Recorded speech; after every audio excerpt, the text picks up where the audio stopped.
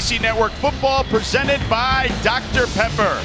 A picture-perfect day here in South Florida. The beach is about 10 miles from us here at Hard Rock Stadium as number 16 Miami will take on and host Bethune Cookman from the SWAC.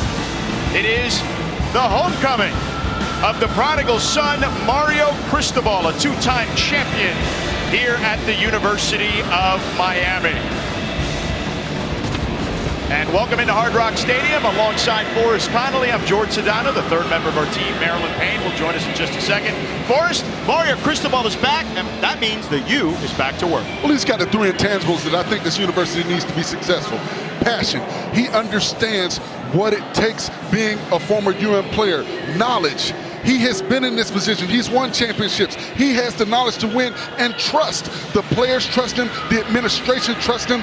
It's going to be interesting to see this Miami ball club as he puts his handprint on it. Now, we know the coach and the quarterback are always aligned, and he's got a good one here in Tyler Van Dyke. Well, I was on the field last year when they played against Florida State University, and this kid is huge. He looked me straight in the eyes, and the one thing I love about him, he's got a big arm. He's not scared to stand in the pocket. He stands tall. He can really spin it, and I'm not saying he's John Elway, but he reminds you of John Elway with that size, with that big arm. And one thing I love about him as well is when he's scrambling, when he gets outside of the pocket, he keeps his eyes down the field. And when you've got the talent that Miami possesses on the outside, that's a recipe for big play football. So he has to take that next step. Is he the next great Miami quarterback? And now, for more on Tyler Van Dyke, let's welcome in the third member of our broadcast team, Marilyn Payne. Loud leadership is the quarterback skill that Tyler Van Dyke says is the hardest for him. Mario Cristobal praises the work that his quarterback has put in to become better at that. Van Dyke says it shook me a little bit because I wasn't that guy last season. So this offseason he had to work day in and day out to develop relationships and be the loud leader at quarterback that Miami needs him to be here today. Thank you, Marilyn. Miami has won the toss, and they will defer. Forrest, what do you make of this Bethune-Cookman squad? Well, they're recovering. They lost the recruiting cycle, so they've got a lot of transfers in. And one thing Coach Sims said, they're going to come out, they're going to compete. An interesting matchup is their tight end on the outside. Everett, he is a big kid. He's a Louisville transfer, and he can get down the field. He's one of the best tight ends, not only in FCS football, but in all of college football. So it's going to be interesting to see how Miami matches up, and I'd love to see that James Williams matchup we talked about. Now, listen, you said you saw Tyler Van Dyke eye to eye. Kamari Averett, I could not see him eye to eye because he's way bigger than I am, but he is a load out there and unbelievably athletic. As well as Tyler Van Dyke, we will see. He's got a new crop of receivers this year. Doesn't have as many veterans as he had last season. Well, he's got to be a leader. He's got to settle these young players in. He's got to let them know, tap them on the back if they miss a play, and let them know he believes in it. Borregales with the kick, and it is in the end zone, and Bethune Cookman, the Wildcats, will begin their drive at the 25-yard line. For Bethune, a tough season last year, their first year in the SWAC. They were not able to play the 2020 season due to COVID and only had 30 days to prepare for a new conference last season. And for a ball club that goes through that, it helps develop chemistry. It helps develop trust because they had to lean on one another to get through last season. So I think that's going to help this ball club in the long run. Jalen Jones will start at quarterback. We may see all three quarterbacks for them. Marcus Riley on the boundary here.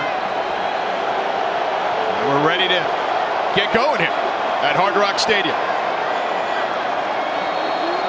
And flags already to start the first drive. Number 70, offense, 5-yard penalty, first down. That's Desmond Daniels, the big left tackle. And as an offensive tackle playing on the left side, that's the most difficult side. You want to try and get an early kick step, but you've got to be patient. You've got to sit in your hips and believe in your ability to kick back when the ball is snapped. First and 15 now for Bethune as they're backing up, going the wrong direction. Dump off, screen pass there to Quayshawn Bird, and he is wrapped up near the line of scrimmage. And that's one of the things that Coach Sims and Coach Canales talked to us about when we had our coaches call. They said they want to get the ball to their athletes in space. They feel like that is where they match up really well against this Miami team. Speed against speed on the outside. Cam Kitchens on the tackle for Miami there. Some confusion on the Bethune sideline there as Jordan Carty was trying to get on the field. There's Averett in motion. Handoff. Nope. Play action. Nice play there to Averett. Averett inside and beyond the 40-yard line there. And you see why they are going to throw a lot to him. Well, you see what they're doing with the big tight end. They're moving him around. They want to try and get matchups. Now, what's interesting, you had a Bethune Cookman player on the Miami side of the field. You saw him try to run in, and the official sent him back over, but he's on the Miami side of the field. So was he injured and no one really saw that and he came off on this side of the field? It was Jordan Carty. We had mentioned that, and there was some confusion as to whether he should be on the field or not. He's the starting right tackle, and he's now walking towards the Bethune sideline. I want to say he was injured, went off on the side and was trying to go to the Bethune sideline, and the official sent him back over. It looks like Coach Terry Sims is trying to plead his case in that regard. That gain, by the way, for Averett was 21 yards. We'll see if it stands because of the flags on the field.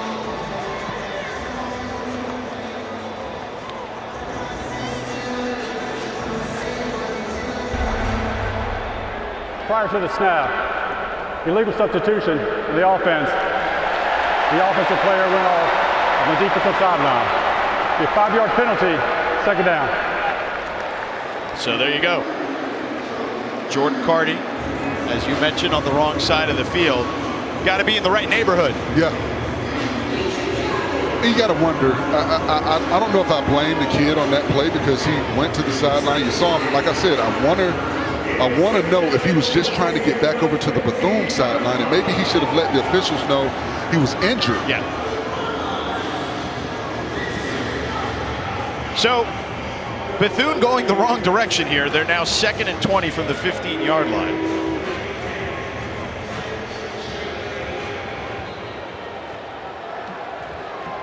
So Jalen Jones in the gun. Handoff up the middle to Quayshawn Bird. Not much there. Perhaps a gain of 1. Yeah, when you run against the middle of this Miami defense, you've got the big fella, Leonard Taylor, sitting right there waiting on you, 6'3", 305. You're not going to get through that young man very often. Akeem Mesidor on the tackle there from Miami, the transfer from West Virginia. A lot of transfers on that defensive side for Miami. It is now 3rd and 18, so they'll give him 2 yards, Bird, on that particular carry. The crowd here, Miami, they're said to be close to 50,000 here for the opener.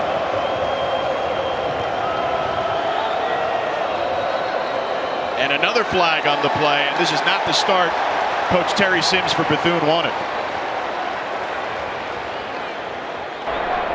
False start, number 74, offense, 5-yard penalty, third down. What Miami is doing defensively, they're walking linebackers up in the gap, so the quarterback has to stop and wait, and then they're dropping those linebackers out. So they're trying to decipher offensively what defensive look Miami is giving them. And if, as an offensive lineman, you've got to once again be patient, and it's about sitting in your hips and getting your reads and not jumping before the ball is snapped. That's the 3rd penalty on this opening drive for Bethune. 3rd and 23 from their own 12-yard line. Here's Jones. Over the middle, and it's caught by Marcus Riley. He's at the 20. Still going. He's a speedster, and he gets the first down. A big play there by Bethune Cookman. And the Wildcats trio of receivers in Riley, Reed, and Powell are all speedsters, and you see it right there. Where they're beating Miami with the crossing routes. They're getting their speedsters out in space. And once again, this is the recipe that they came into this game trying to incorporate. Get their speed against Miami's speed. A 24-yard gain there for Marcus Riley. Jalen Jones, once a Florida commit to Dan Mullen. Here he is over the middle again, and he connects over the middle. A nice move there by the wide receiver, number 8, Dylan Lee. Another first down, and now Bethune, despite the strange start, is moving the football. Well, they've got confidence. And if you're going to be competitive, the first thing that you have to have is confidence. And you're seeing that build with this Bethune offense. People forget Jalen Jones is a big quarterback at 6'4". He can see over the top of this defense. And again, a former Florida commit to Dan Mullen, as I just mentioned, was at Jackson State, Mississippi Delta in between, and now here at Bethune Cookman. And he's changing the play at the line of scrimmage. 1st and 10 from the 44. Handoff up the middle, over to the left side, Quayshawn Bird. He'll pick up 3 yards. Wayman Steed with the tackle for Miami.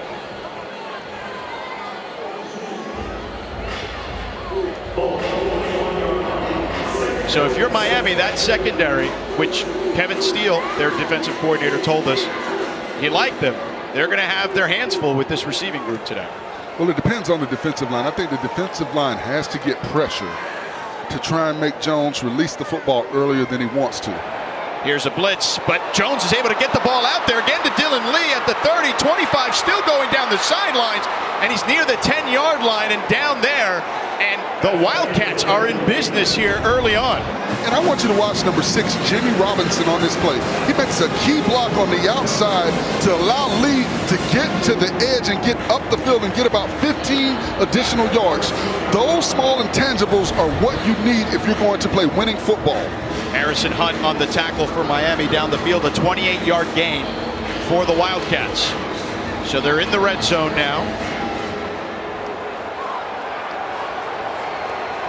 Ball on the 13-yard line. Jones in the gun. Hand up the middle. Bird gets a couple of yards there.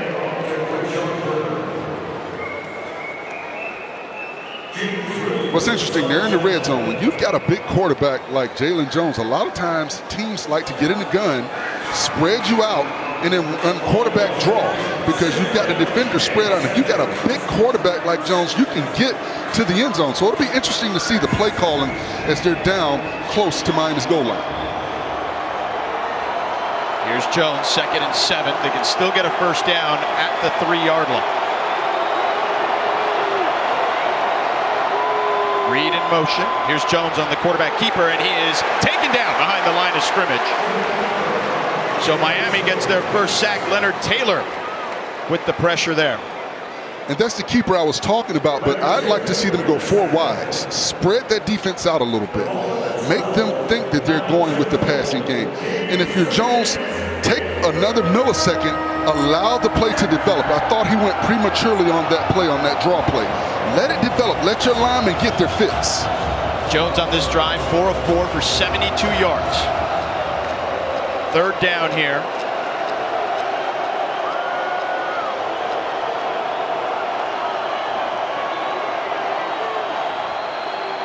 Jones with plenty of time in the pocket, now escapes the pocket. He's on the run, lofts it for Averett. Incomplete. Averett could not haul it in the end zone. 4th down coming up. Wayman Steed in coverage there. And a good job by Jones, keeping his eyes down the field as he broke contain, and Averett just could not squeeze the football. A good play by the defender on the outside. Wayman Steed to get that hand in there and knock that ball loose. But if you're Bethune, you've got to feel good about this first drive. They drove it right down the field. There weren't many negative plays, and they responded to adversity after that long play was called back. No question about that. A 29-yard field goal attempt by Dylan Magadan. The snap is down, the kick is up, and it is good. So a quick strike as Bethune Cookman and the Wildcats are up here in Miami, 3-0.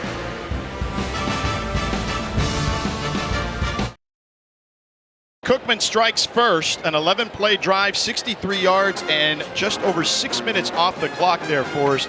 What do you make of that Miami defense? Well, there's some questions that need to be answered.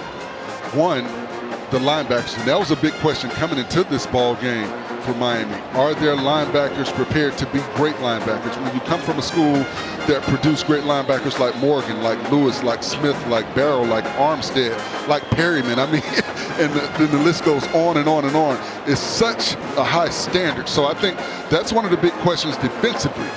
what can that linebacking core do? And I need to see more pressure from the Miami defensive line. Miami fields the kickoff, and they're off and running. Keyshawn Smith down the sidelines, a foot race, and gets taken down at the 30-yard line. A huge return, 70 yards, and the Canes are back in business quickly. That is exactly what the doctor ordered.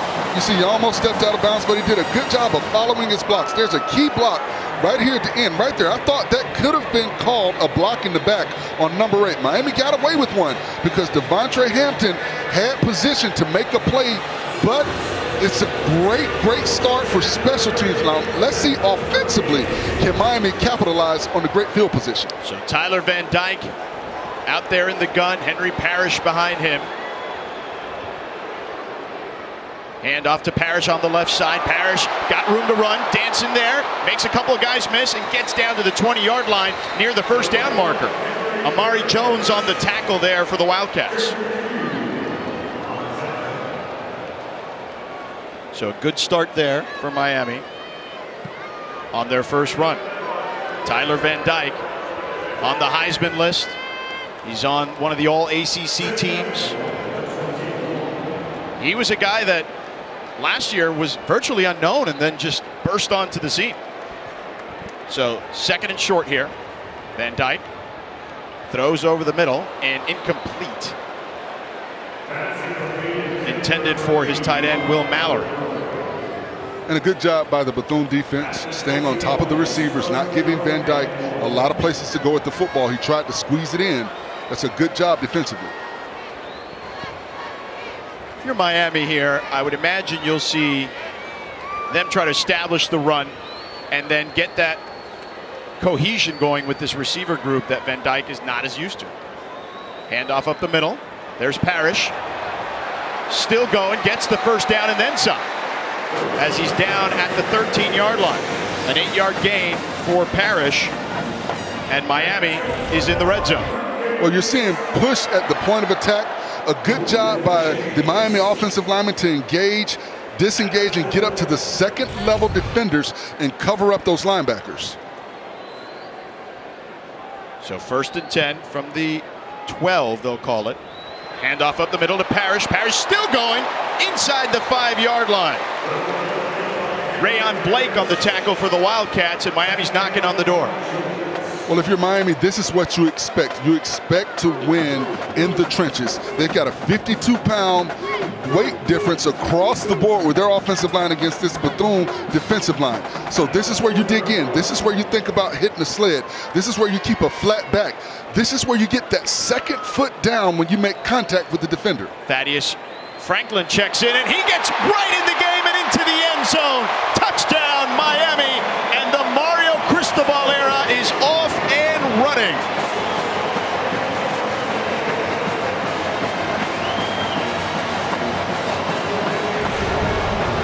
And Thaddeus Franklin at 6 feet, 240 pounds, he runs behind his pads, and he's able to basically walk into the end zone because of the great blocking at the point of attack.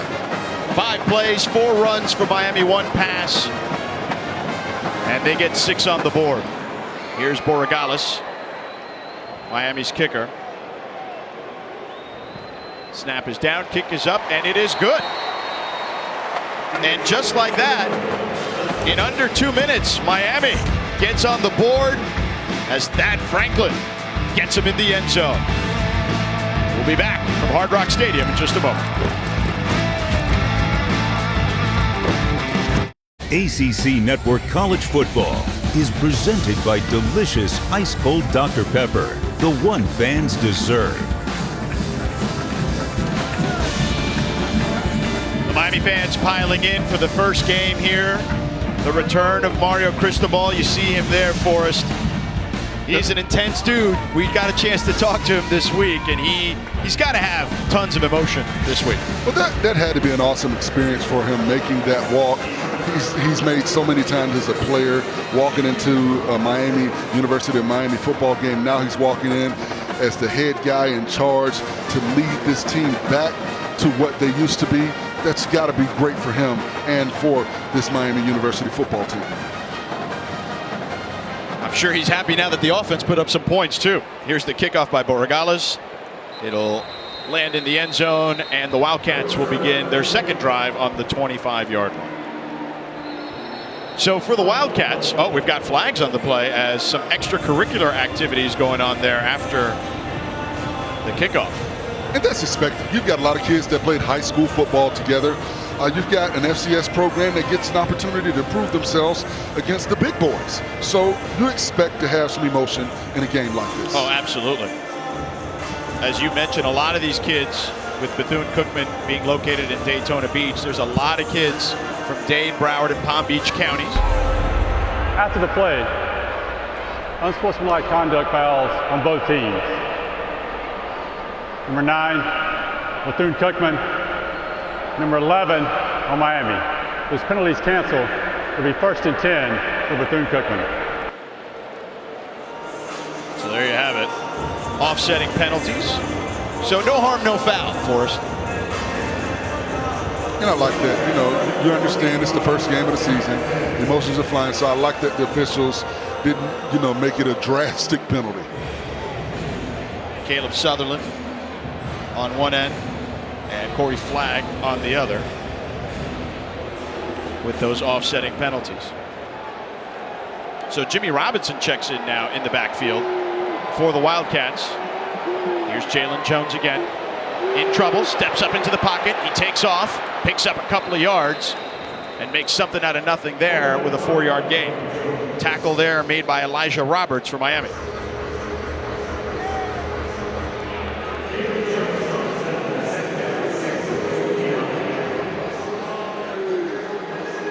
So now both backs are in the backfield. Quayshawn Bird and Jimmy Robinson. We'll see a lot of them. They've got a lot of speed, and they can do a lot with the ball, particularly in the pass game as well.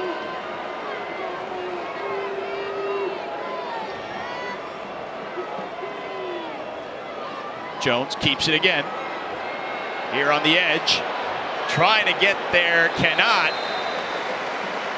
And maybe about a half-yard gain there for Jalen Jones. And I think for Bethune, it's going to be very difficult to get to the edge of this Miami defense. They've got speed on the outside. I think for them to be successful, they need to look to be north and south or get the ball to your playmakers as they are moving. And we saw that in that first drive. Absolutely. Crossing routes, you know, coming with jet sweep action, getting the ball to your playmakers in motion. So 3rd down and 6 here. Jimmy Robinson alone back in the backfield. Jalen Jones in the gun. There's the big fella, Averett in motion.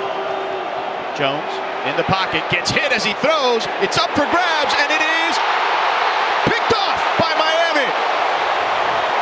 Picked off by number 24, Cam Kitchens. But we have a flag on the play. He slammed the ball down, spiked the ball after he made the interception out of excitement. And you've got to be weary of the officials being around you. And I think that's why they're going to call that penalty.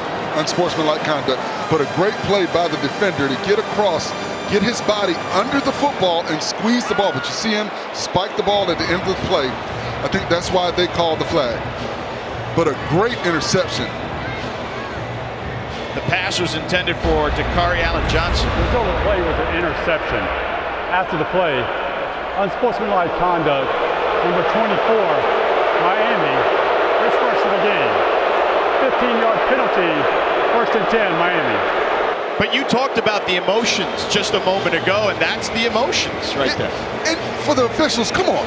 He's not slamming the ball in a Bethune-Cookman player's face. He's on his sideline. There are just so many factors to me that say don't throw the penalty on that play. Give him a warning, but don't throw the penalty. If he's on Bethune's sideline or he slams it in the Bethune player's face, I get it. But for that, come on. Here's Van Dyke now. Plenty of time, throws over the middle, and it is caught by Henry Parrish Jr., the running back. Pickup there of 6 yards. Here's the play again. Once again, here's a kid made an interception first game. Boom, slams it down. He's looking at his players. He isn't paying attention to the Bethune player. He's not on their sideline. He said nothing to the player. And by the way, an incredible interception. Absolutely. So they'll give him 7.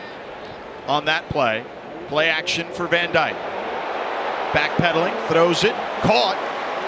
Nice catch there by Henry Parrish Jr. Again, the tailback picks up the first down. And a good job by Van Dyke getting the first down, not trying to get too much. I thought he had some other opportunities vertically, but you want to get the first down.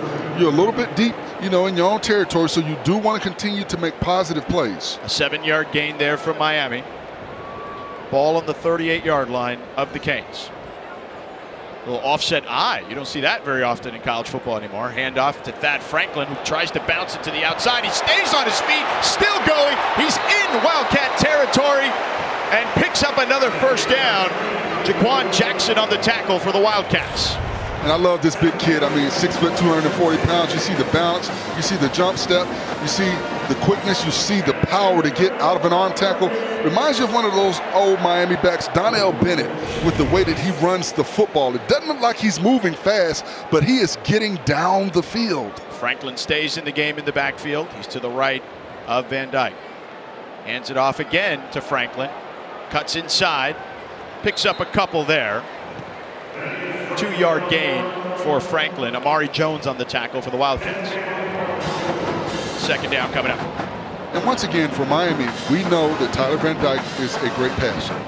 That's been established, but they've got to establish a rushing attack, so I like what I'm seeing right now, running the football. Well, and if you think about it, when Mario Cristobal was at Miami, you mentioned Donnell Bennett, Larry Jones. Go even more recent, Clinton Portis, McGahee, those teams that won a championship, they control the ball on the ground.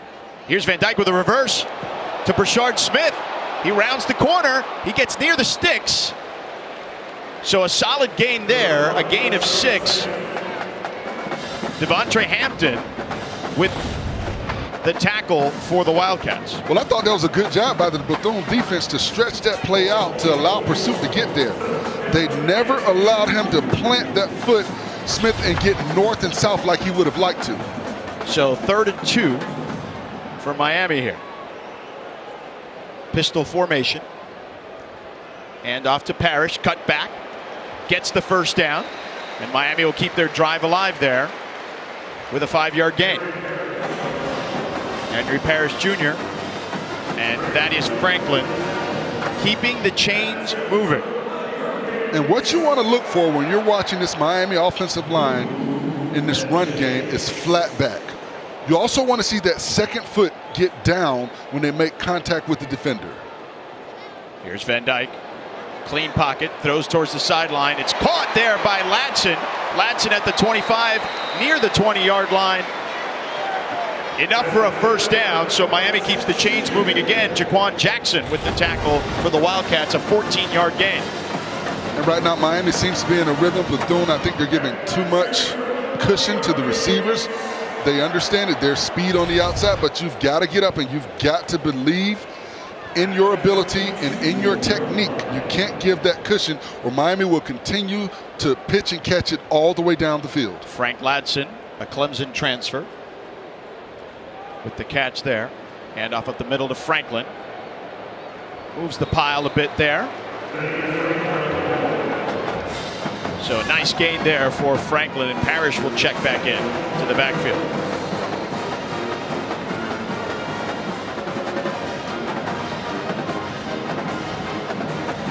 .90 seconds left here in the first quarter. Miami trying to strike again. Van Dyke on this drive, 3 of 3 for 29 yards.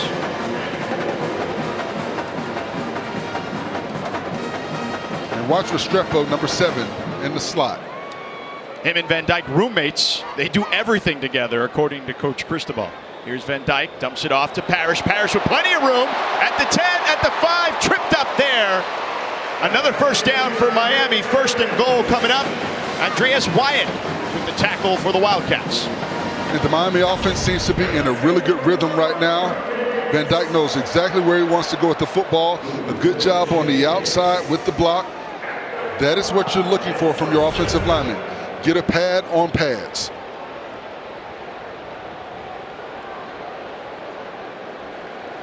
Pistol formation for Miami. Hand off up the middle to Parrish. Parrish gets in the end zone for a touchdown. The second touchdown for Miami, the second on the ground, and they take a 10-point lead against the Wildcats.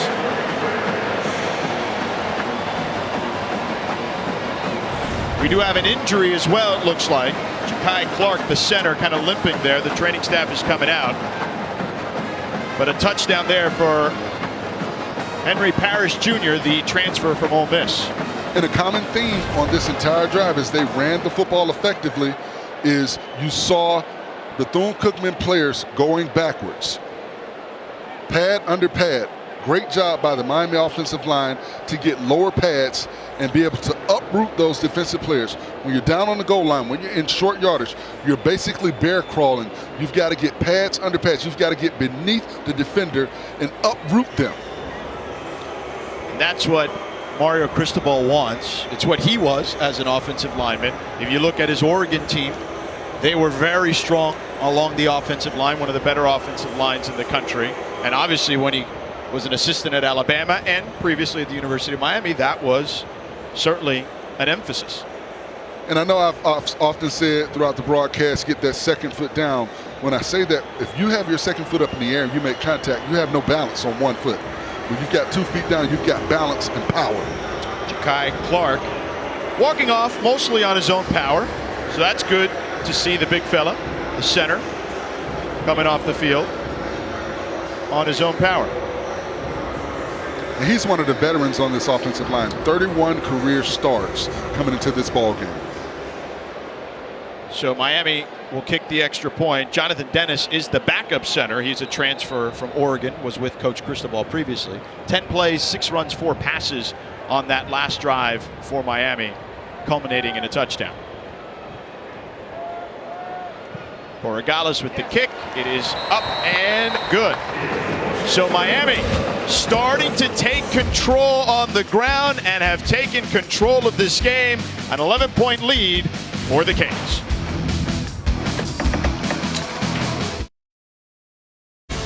Coming up at 8 Eastern, we cap the day with Louisville and Syracuse at the Dome. Available on the ESPN app so you can watch anywhere.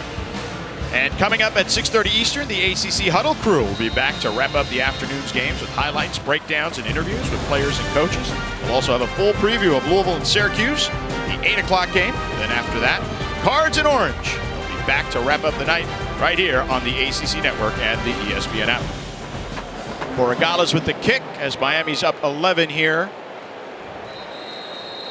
Near the end of the first quarter, goes through the end zone, so Bethune-Cookman will begin their third drive on their 25-yard line. So Forrest, Miami a little shaky defensively that first drive, and seems like they have found their footing on that side of the ball.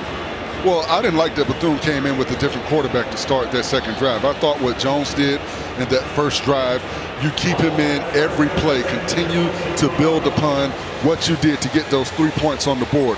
I understand they want to do some things to make the Miami defense think, but you were doing a really good job with quarterback one in there, so I like the idea of keeping him in. Jones in the gun. Jimmy Robinson splits out wide, the running back. Jones over the middle, finds his playmaker, and it is a catch and completion to Dylan Lee, a first down for Bethune-Cookman, more of what we saw with the crossing routes earlier. And one thing that has become obvious, Bethune-Cookman can play with Miami on the outside. If they can block these defenders at the point of attack, Jones has shown an ability to get the ball to his playmakers. Quick pass to the boundary there. And Dylan Lee again, making a couple of guys miss, pick up of about 6 yards. And one of the things we knew coming into this ball game, a lot of attention would be paid to Everett. So you would have opportunities for your speedsters on the outside. But right now, with the speedsters getting what they're getting done, it's going to be interesting how Everett can make himself a bigger factor in this offense as we continue to push forward. We'll see if Everett plays a factor. More coming up in a moment.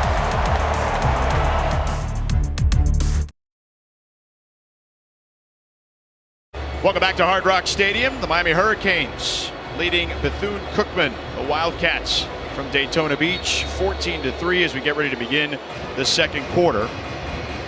So Bethune Cookman will have the ball here. They've been able to move the ball pretty well here offensively for us. But before that, actually, let's go to Maryland, who's got an update on Ja'Kai Clark, the center for Miami. Ja'Kai Clark had both ankles taped when he came off the field after the last Miami touchdown drive, testing the right and the left, but in particular the right ankle up out of a three-point stance, how he could move. So when Miami does get the ball back, we'll keep an eye on him. Important position for the Canes. Thank you, Maryland. Absolutely. The center, no doubt. The center of the universe on offense. Absolutely. He touches the ball every play, and he has to make sure the quarterback gets the ball every play. Jalen Jones swings it out to Marcus Riley. And Riley near the sticks there. We'll see if it's enough for a first down. Looks like he'll be about 1.5 yards shy. No, actually about 0.5 yard shy, as they move the spot there again. And there's an injury on the field at the moment for Bethune Cookman. Antoine Wells, the left guard. And you hate to see that, obviously. Let's check on him when we come back, as he's with the training staff. More from Hard Rock Stadium in a moment.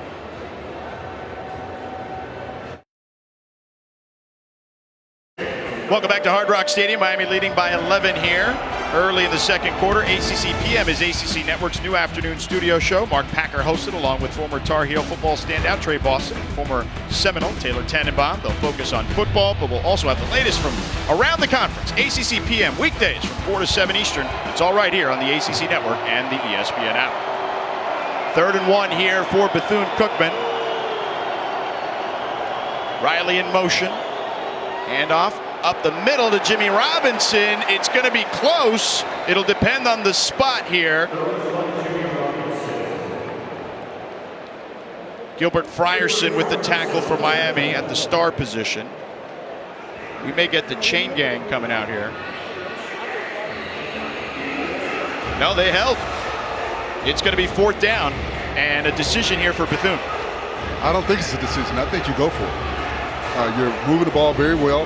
I thought they got a little bit cute on that play, moving everybody in motion, everything to the right side of the formation and trying to run back against the left where you did not have an abundance of players. I thought if you're going to run the football, line up in the I formation, play grown man football, tear your line, get me a yard. And they decided to punt. And Coach Terry Sims wants a timeout. By the way, Antoine Wells still on the sidelines. Kyler Edwards replaced him along the offensive line at guard for the Wildcats. All right, we're going to take another break here as we get this all sorted out from the Wildcats sideline. Miami up 11 here at Hard Rock Stadium.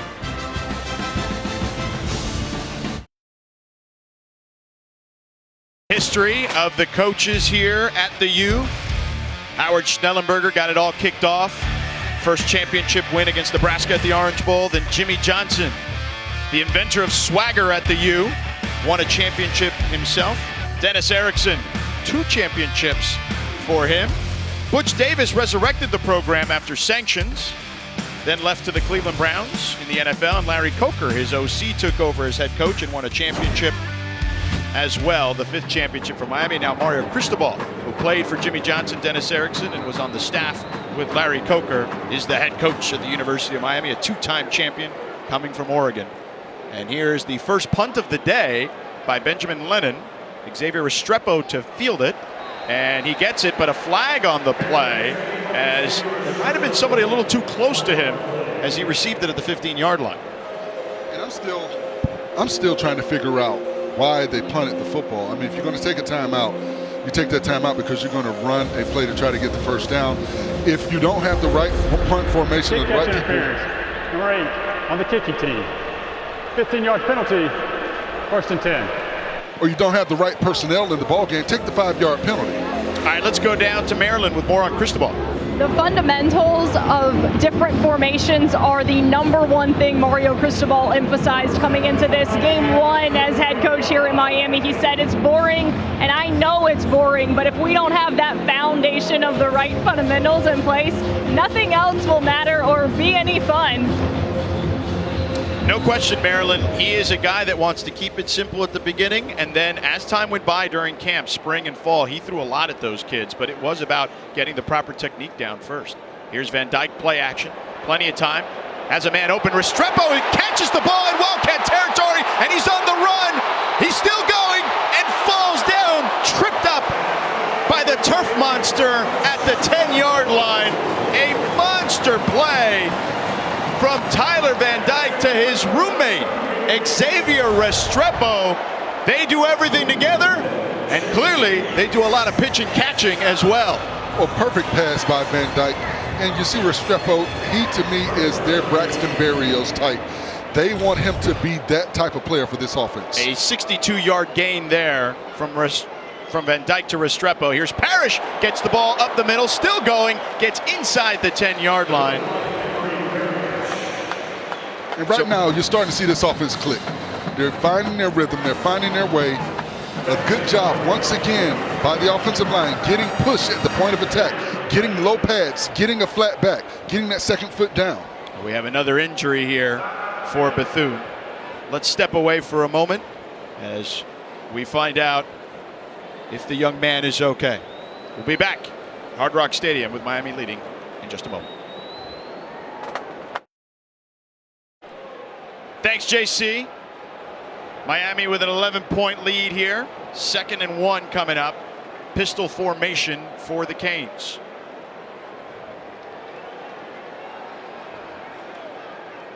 Handoff up the middle. They'll pick up the first down. Henry Parrish Jr. with a short gain there, but 1st and goal for Miami. But if you coach Mario, you want to see a little bit more movement from that offensive line down in the red zone. Being a former offensive lineman, I know he concentrates on them often. And you look at technique. You need to see better technique. Let's see if they fire off the football. Here's Van Dyke in the gun. Hands off again to Parrish off the left side. Parrish makes a man miss and gets in the end zone again. His 2nd touchdown of the game. Henry Parrish Jr., a 6-yard run, and he puts Miami up by 17. And number 15, Demetrius Hudson, has an opportunity to make a big play, but you've got to wrap him up. You cannot arm tackle a young man like Parrish who's quick. You see right here, you've got to wrap him up. You can't reach out there. You've got to wrap him up because Parrish is quick and he's able to get to the outside, and you saw that quickness and that ability to get to the end zone. Borregales with the extra point. The kick is up and good. And Henry Parrish with 2 touchdowns today. And for more on Henry Parrish Jr., here's Maryland. It certainly didn't show on that drive, but Parrish, after his first touchdown, was waxed. He was begging for water from every member of this Miami staff. The Ole Miss transfer getting acclimated to the South Florida Heat. He won the starting running back job because Josh Gaddis said he is so versatile. He'll run inside the tackles, outside the tackles. He catches the ball well, and we've seen all of that here today. That's what Parrish has his confidence in as well. He's the do-it-all guy, he said, and I'm here so Miami can be back to work. Thank you, Maryland. Miami's 2nd TD drive of 5 plays or less. The quick strike offense has been working for them, Forrest. Absolutely. You get your ball to your playmakers. You allow them to make plays on the outside. I like what I'm seeing so far offensively. You've got your thumper in Franklin, and you've got Parrish, your speed guy that can get to the edge and get up the field. So the Canes will kick off here with a 18-point lead here at home. Plenty of time here in the 2nd quarter. You see the numbers there for Parrish Jr. and Thaddeus Franklin. Parrish Jr., as you heard Maryland say, an Ole Miss transfer. And one of the things Coach Mario said that I really liked, he said, look, we've got to put the hype aside. This is the 2022 Miami Hurricanes. Let's get to work. I love that passion, and I love that statement by Coach Mario. And Borregales kicks it through the end zone. So another drive that will begin at the 25-yard line for Bethune Cookman. And the other part of it is interesting because I asked Mario Cristobal for a feature that we're going to air on College Game Day in a couple weeks when they play Texas A&M, and I asked him about, everyone always talks about the U being back. And he said, look, What we say is the U is back to work. Absolutely. And once again, there's that trust there. They believe in him. They understand he knows what it takes. Here's a guy that has been Coach of the Year. He's been a Recruiter of the Year. You know, he's been at big-time programs, whether it's here at Miami or whether it's at the University of Alabama. I mean, so he's seen it all and done it all. Quarterback change here for the Wildcats.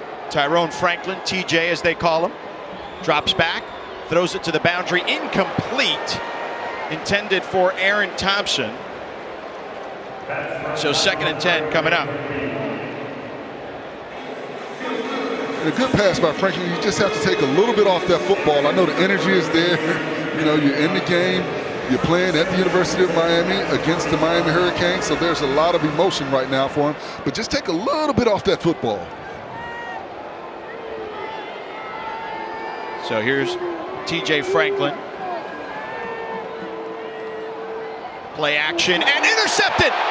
Intercepted by Miami.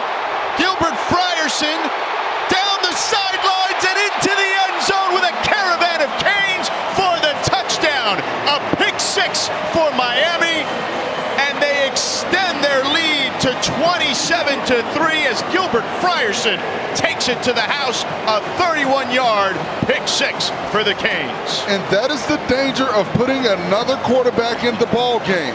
He is not familiar with what the defense is doing. He can see it from the sideline, but if you can't be out there and feel it, you don't know where the defenders are coming from. A great job on the outside by number 90, Akeem Mesidor, to get up and tip that football. And we know all defenses play tip drill, and when the ball is in the air, it's an opportunity to make a play. And you see right there another great play by this Miami defense.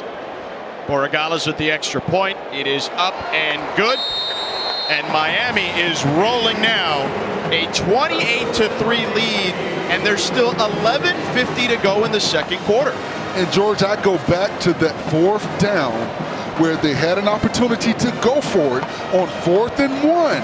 You've got to take every opportunity like that in a ball game like this. If you don't get it, okay, that's fine, but you're playing to win the game. You preferred the Wildcats be more aggressive on that play, and then Coach Terry Sims called the timeout. You thought at that point that they were going to go for it. They're definitely going for it on 4th down. Yeah. You know, if you're gonna punt the ball, then you just tell, and you don't have the right personnel in, you tell your team, hey, just take the 5-yard penalty, and then we'll punt the football when we get the right personnel in the game.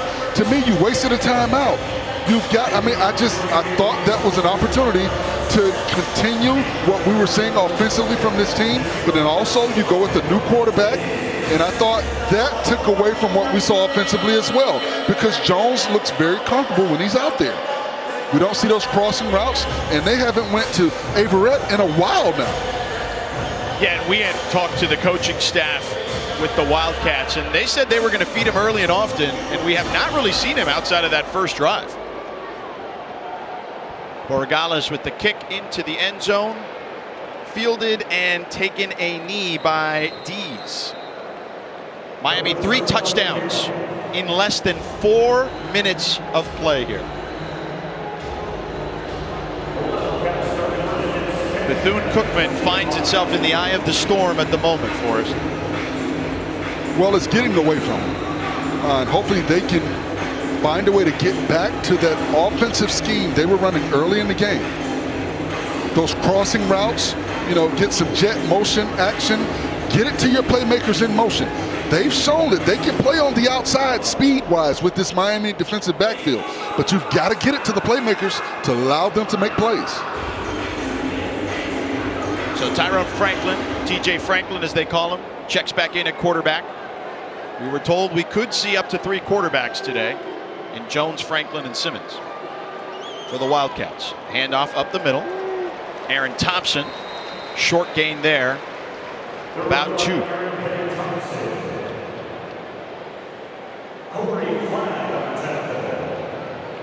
Tackle made by Corey Flagg, the middle linebacker.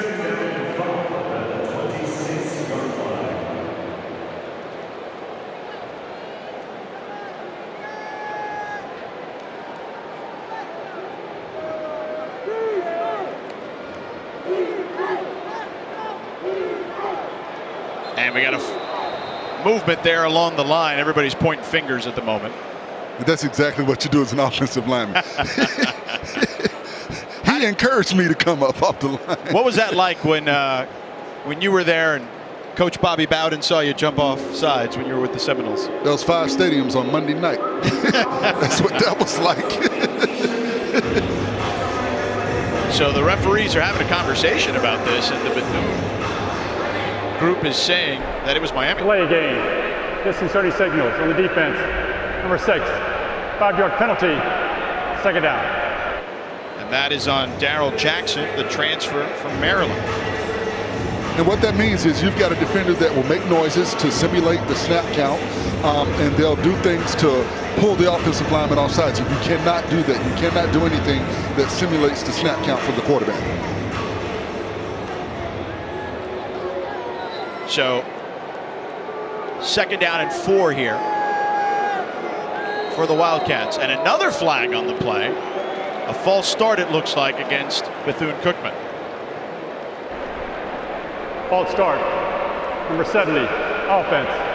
5-yard penalty. Remains second down. So they gave that yardage right back. And that's the second time number 70 has jumped off sides at that left tackle position.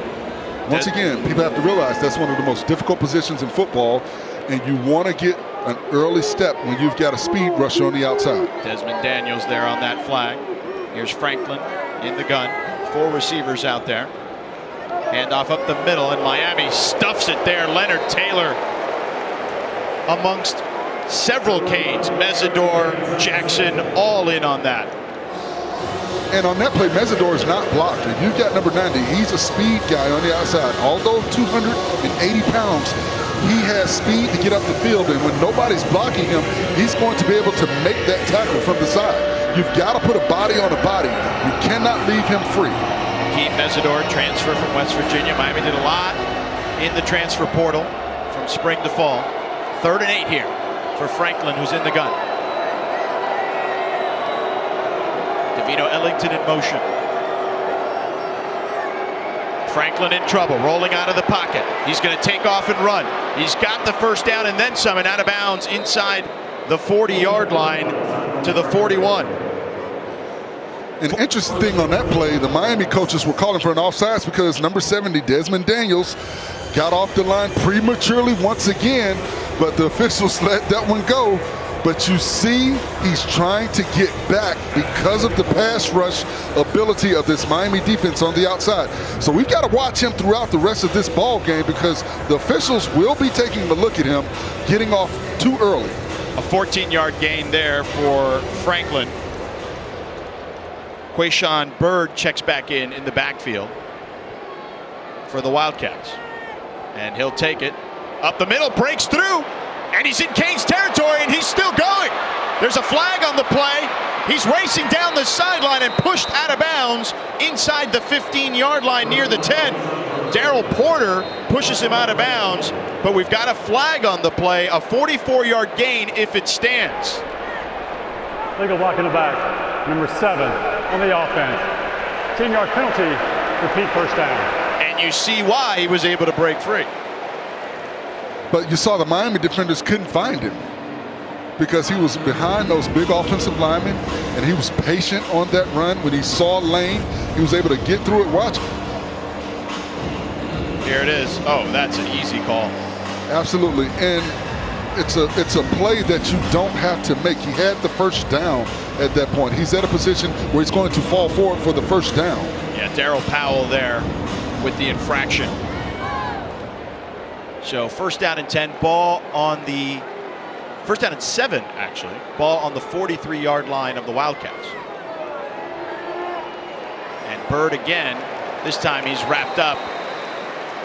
Tons of Canes there to make that tackle.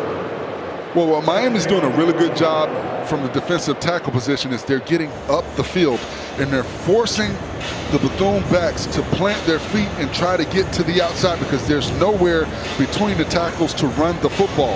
And Miami has such great speed on the outside, they're not able to get to the edge. So a loss of 2 on the play. It'll be 9 yards to go here, 2nd and 9. Pistol formation. Now the running back moves to the left of the quarterback. And flag with the pressure here, Miami, but Franklin escapes, and he takes off, and he's got the first down and then some at the 40, 35, and out of bounds inside the 35-yard line. And TJ Franklin, the coaches have been raving about him in regards to his instincts, and you see why there. Well, Franklin did a good job. He saw the pressure immediately at the snap of the football by flag, and he's able to break contain, get to the outside, and then get up the field. A good job. When you walk linebackers up into the gap, you leave an opening at the second level of your defense. So when Franklin was able to get around the edge and get north and south, there's no one there to make a defensive play. First down and 10 on the 37-yard line of the Canes. Wildcats moving the ball. Franklin, an errant situation there, and he takes off and decides to slide. The snap was not ideal, and he just made the best of a bad situation there and is able to pick up 4 yards. Well, Franklin looks gassed. You know, he had that big run on the previous play, and you saw right there, he had to get the football first, get possession of the football. He had immediate pressure. Once again, he's able to spin out. He got as many yards as he could, and he got down, so he didn't have to take any unnecessary hit. Smart play. Especially considering that thing could have been disastrous with the snap. He was able to catch that, stab it with his left hand. So 2nd and 7 here from the 34-yard line of Miami. Another tough snap. Pressure coming, and he almost throws an interception there. And he's slow getting up right now. I think the coaching staff need to look at possibly bringing Jones back in right now. You know, I don't know if Franklin's hurt or he's just tired right now, but he's getting hit on every play. They're getting pressure. Miami's not sitting back. They're bringing linebackers. They're bringing pressure. They're not allowing him to set his feet. Keontre Smith, the linebacker, almost came up with the shoestring interception there. It is the 9th play of the drive for the Wildcats here. 3rd and 7. Ball on the 34-yard line. And we've got a timeout, it looks like, for Bethune-Cookman. They want to talk it over. All right, let's take a quick break. Bethune-Cookman threatening here as they trail 28-3 at Hard Rock Stadium.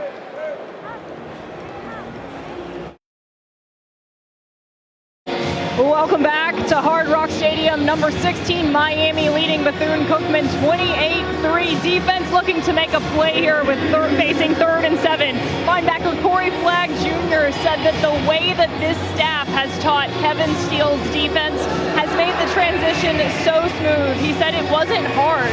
The coaches made it so easy by breaking down the specific groupings and the specific alignments that we needed to have so clearly and so simply that it made it really easy to pick up. Now, he himself asks top-level defensive questions. He says he asks 5 to Coach Steele every single day, and Steele says that those are the type of questions that he's only ever heard from guys in the SEC he previously coached who are all now playing or have played in the NFL. He says Flagg does not give himself enough credit for the way he learned this defense. Coach Steele says he sees it throughout the defense as well, though, so let's see if they can show it. He did call him persistent when we chatted with him. That was the word he used, Maryland. Great job there. And he's also said that the linebacking group has come a long way from spring ball. And when I asked him, I said, Coach, what do you want to see? I want to see them tackle the guy with the ball. Yeah, he said, what are your expectations for the linebackers was your question. He said, tackle the guy with the ball and knock him backwards. Yes. Here's Jalen Jones is back in the game for the Wildcats at quarterback. Jones finds Quayshawn Bird at the 30, down the sideline, easy pitch and catch and touchdown for the Wildcats. A blown coverage there, 34-yard touchdown for Bethune-Cookman, and they are back in this one. There's that guy again, Jalen Jones. Leave him in the ball game. He understands the defensive concepts that Miami is showing them, and he has been picking them apart when he's had an opportunity. We have an unconventional setup here.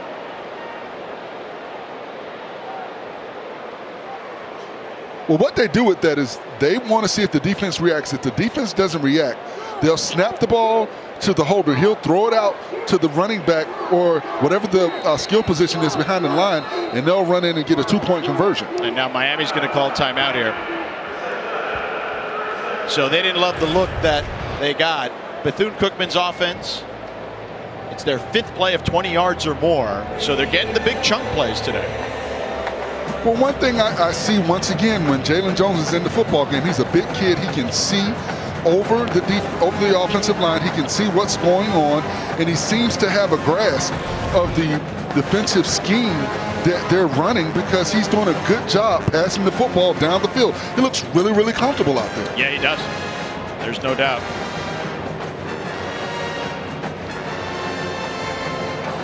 So I'm sure Coach Cristobal and Coach Kevin Steele, who we were just discussing a moment ago with Maryland, they're going to want to have a little conversation about how Quayshawn Byrd got that open. So there was pressure on the play and nobody to contain Byrd once he got out of the backfield. So here's the extra point. Dylan Magadon. No, they're back in the formation again. They're going to test them again. Well, if they get the advantage on the outside, they'll snap the ball, get it over to number 39. Marcus Riley, by the way, played quarterback both for Bethune-Cookman and in high school. He's a wide receiver, and he's also the holder here. So Magadam will attempt the extra point. Bad snap. The kick is up, and it's good. So Bethune-Cookman gets within 18 points with just over 6.5 to play in the first half. We've seen some amazing fans across the ACC, and now we need your help. This fall, ACC Network wants to experience each sport from your perspective. So snap a pic or a video and tag it with the hashtag #AllTheDevotion, hashtag #AllTheDevotion, and post it to your social. You just might see it on ACC Network. How about you? You can do that, big fella? Absolutely. All the devotion? Absolutely. I'm a team player. Let's go.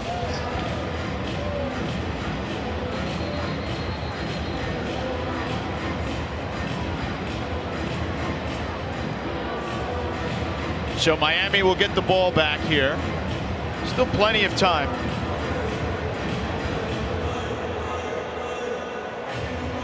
But Miami's offense has been rolling as well. After a little bit of a shaky start, they have been firing on all cylinders. So Xavier Restrepo and Keyshawn Smith back to receive. Well, I think Bethune-Cookman has to find a way to get pressure on Van Dyke. If you let him stand back there in the pocket, he will pick you apart.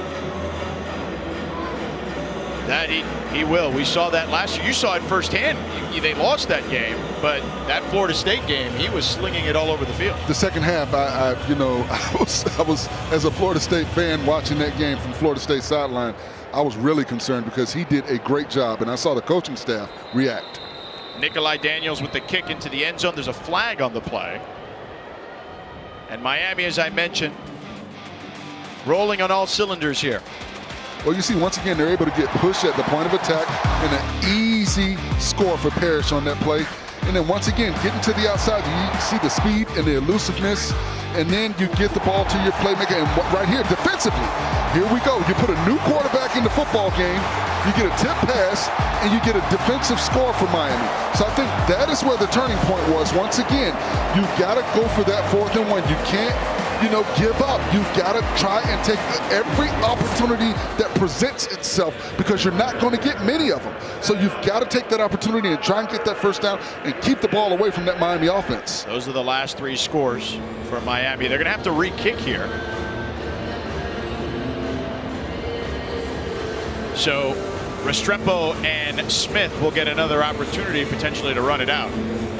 But the kickers nowadays, and Nikolai Daniels is the kickoff specialist for Bethune-Cookman, they're so good at this. It's rare to see any of them brought out. We saw Keyshawn Smith bring one out at the 1, which honestly was kind of strange. You don't see a lot of guys field them inside the 5-yard line, but he was able to bring it out for 70 yards. That just goes to show you what kind of an athlete he is. Well, when you've got, players with balance, vision, change of direction, elusiveness, and fearlessness, you're going to get those types of plays. And that's how you become a special team that competes for championships, when you can make special plays, when you can do what other teams can't do or wouldn't dare do, which is bring the ball out of the end zone. So Nikolai Daniels getting ready to kick it off again.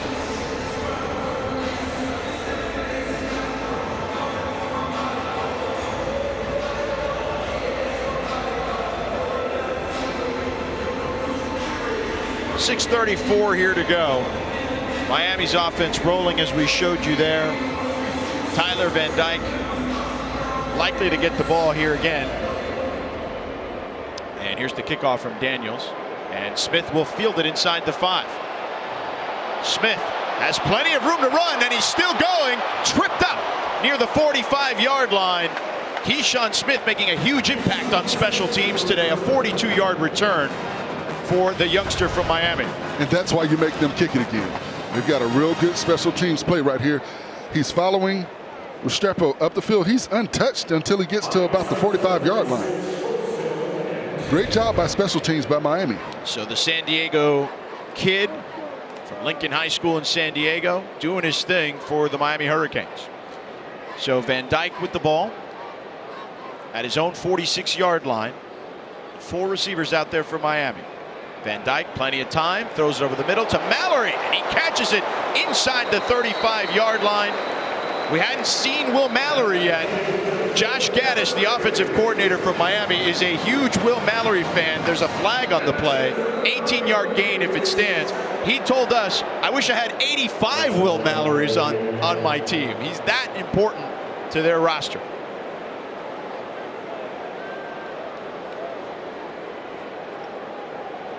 This one could be against the Canes here, potentially. And those receiver downfield. Number 85, offense. 5-yard penalty. Repeat first down. So Mallory, the tight end, was deemed ineligible on that play. And for Miami, he was uncovered, and when you're uncovered, you have to stay back. So that's what happened on that play.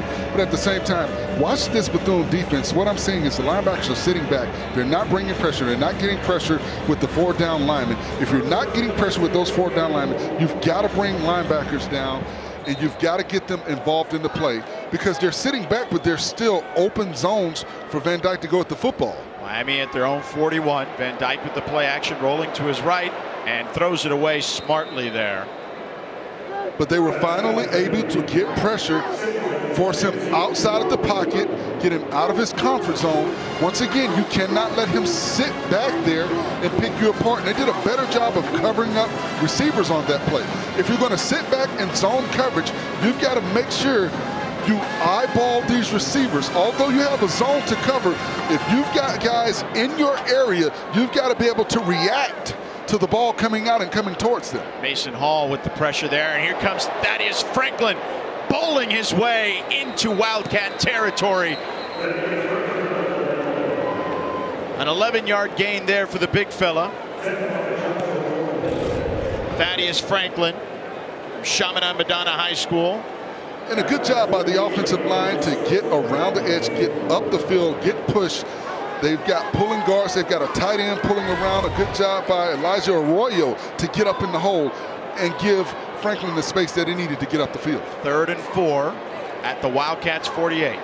Van Dyke with plenty of time finds Restrepo. Restrepo gets the first down and keeps the chains moving for Miami. A gain there of 6 yards. Too much time. You're rushing 4. They've got 5 offensive linemen. You've got to find a way to get pressure. You've got to take some chances. One of the things we talked about with the Bethune coaching staff and Coach Hayes is how comfortable are you playing man on the outside and bringing pressure. And he said, we know we're going to have to do that. They need to start doing that. Handoff to Franklin. He bounces outside. Still going. Still going. breaks some tackles, makes some guys miss, and he gets near the 15-yard line, down at the 16. A monster gain for Thaddeus Franklin. Devontre Hampton trips him up, and the Canes are in the red zone. And for Miami fans, this is shades of Donnell Bennett. He's just a big guy that keeps going and keeps going and keeps going. You know, he's one of those guys you've got to thump, you've got to wrap, and then you've got to tackle.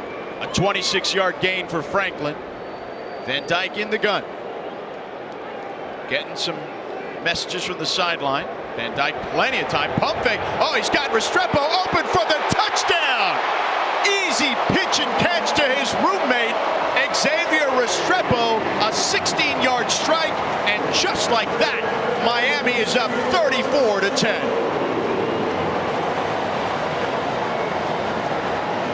And I don't know how more wide open you can be if you're Restrepo. Great job on the ball fake by Van Dyke. It fooled the entire defense, and you saw the defender, you know, reacting late and trying to get over there, but by that time the ball was in the air, and all Restrepo had to do was squeeze the football.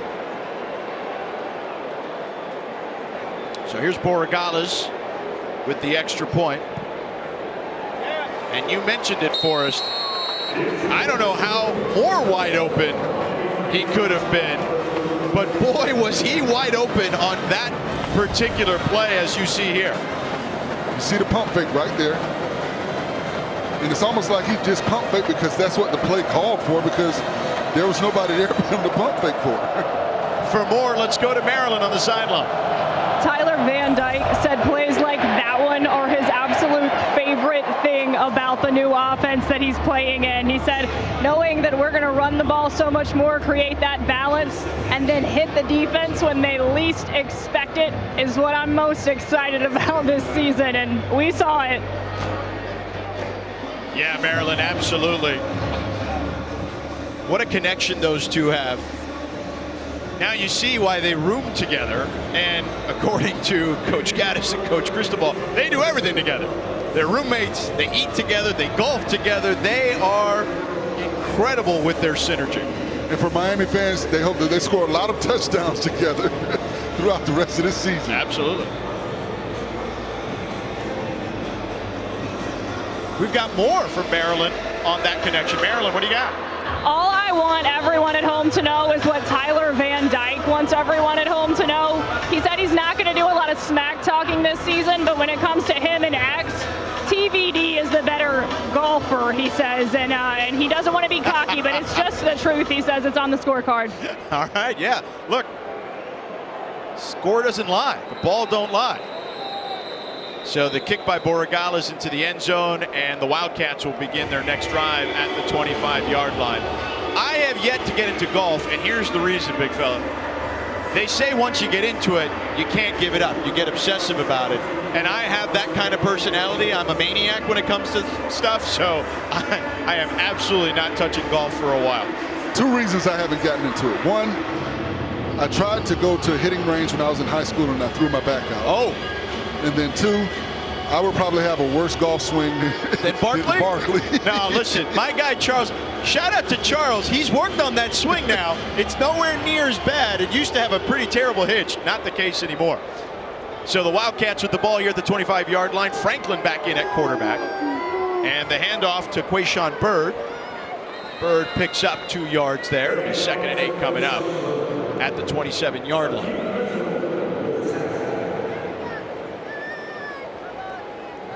And I know I've labored on it throughout the first half, but I just don't understand Franklin being in the ball game. Nothing, you know, against him, but they've had much more success with Jones in the ball game.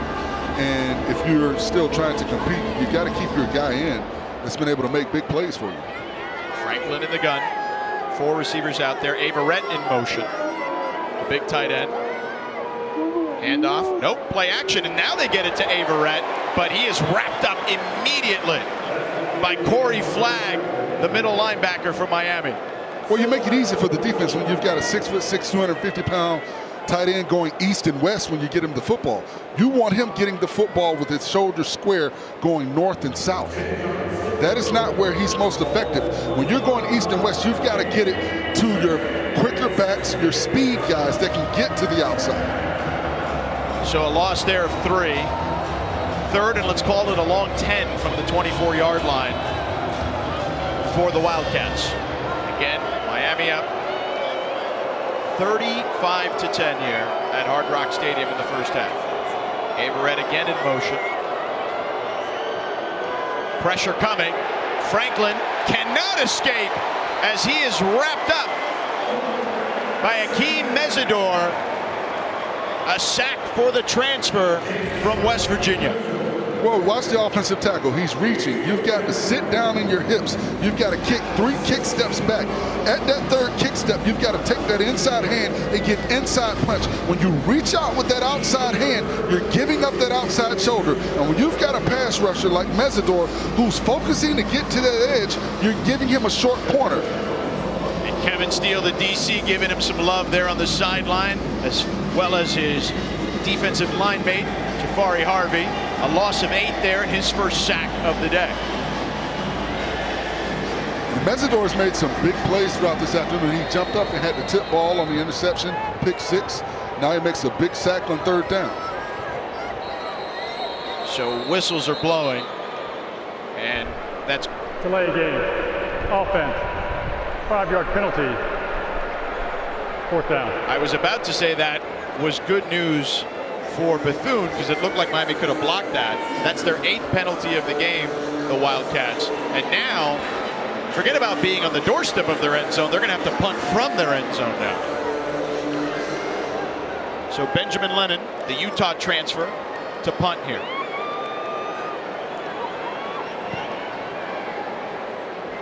Punts it away. And Restrepo knocked back immediately there. Tackle made by Isaiah Williams. I mentioned Lennon, the punter, is a Utah transfer. I'm looking forward to that Utah-Florida game tonight. That's a very interesting ball game for the Utes. You know, you've got a very tough ball club. They play physical football, but you've got a lot of excitement with Coach Gillespie in that Florida program, and playing down at Florida is one of the most difficult tasks for any ball club. Yeah, the Swamp is not an easy place, that's for sure. And Utah won the Pac-12 last year, favored to win this year.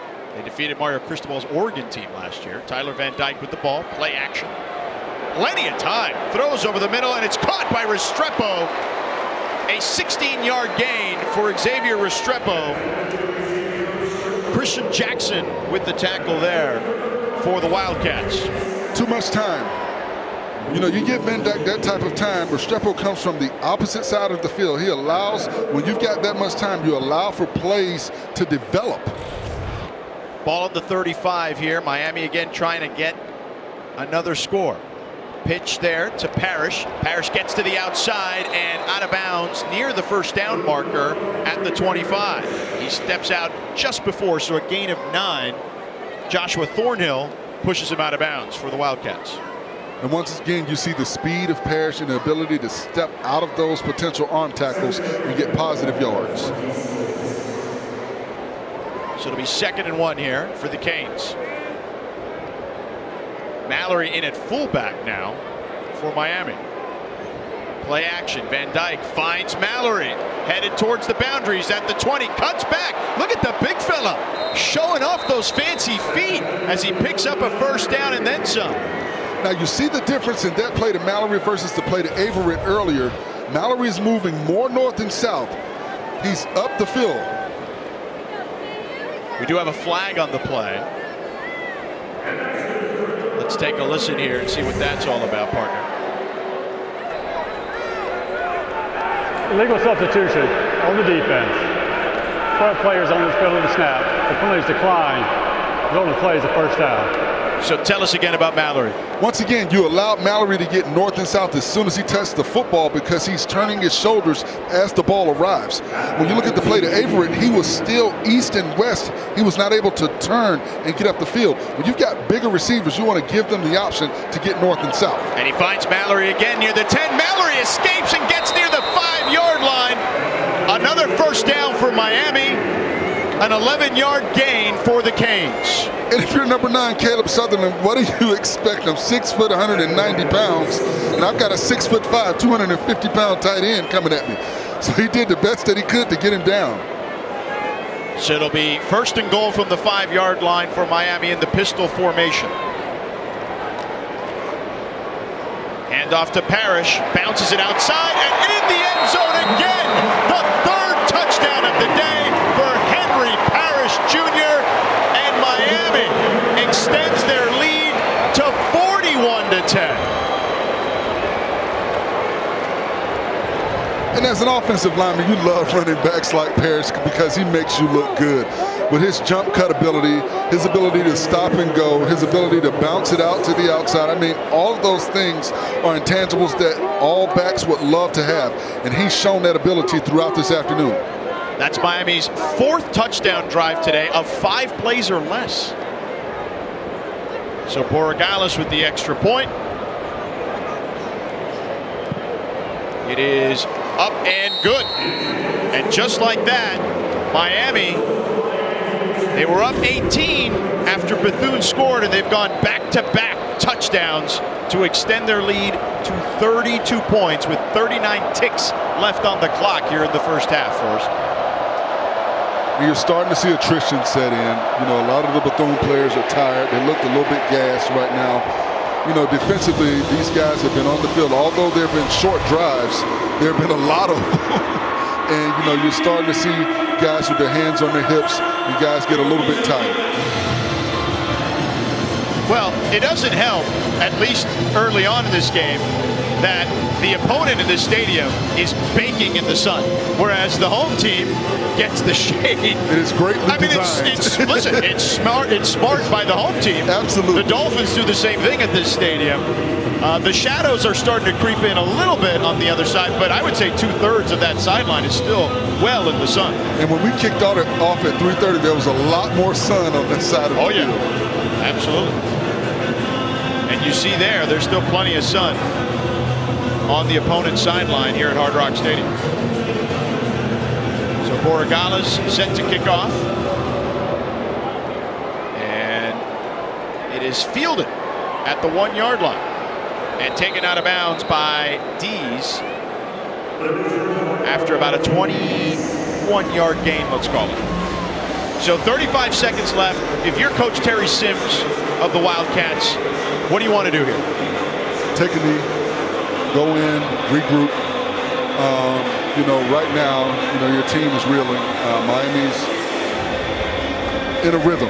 And what you don't want to do is try and get a big play and give up a big play. You know, give up a turnover. Give up an easy score. You know, you're down big right now, and you want to make sure that you stay, you know, somewhat in the ball game as far as your team continuing to compete and not just give up. Ferguson hands it off to Bird, who bounces it to the outside. A flag on the play. He picks up 5 yards, maybe 6, but we'll see what the infraction is.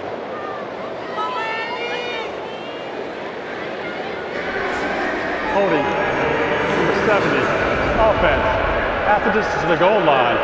Repeat, 70. And that's Desmond Daniels again.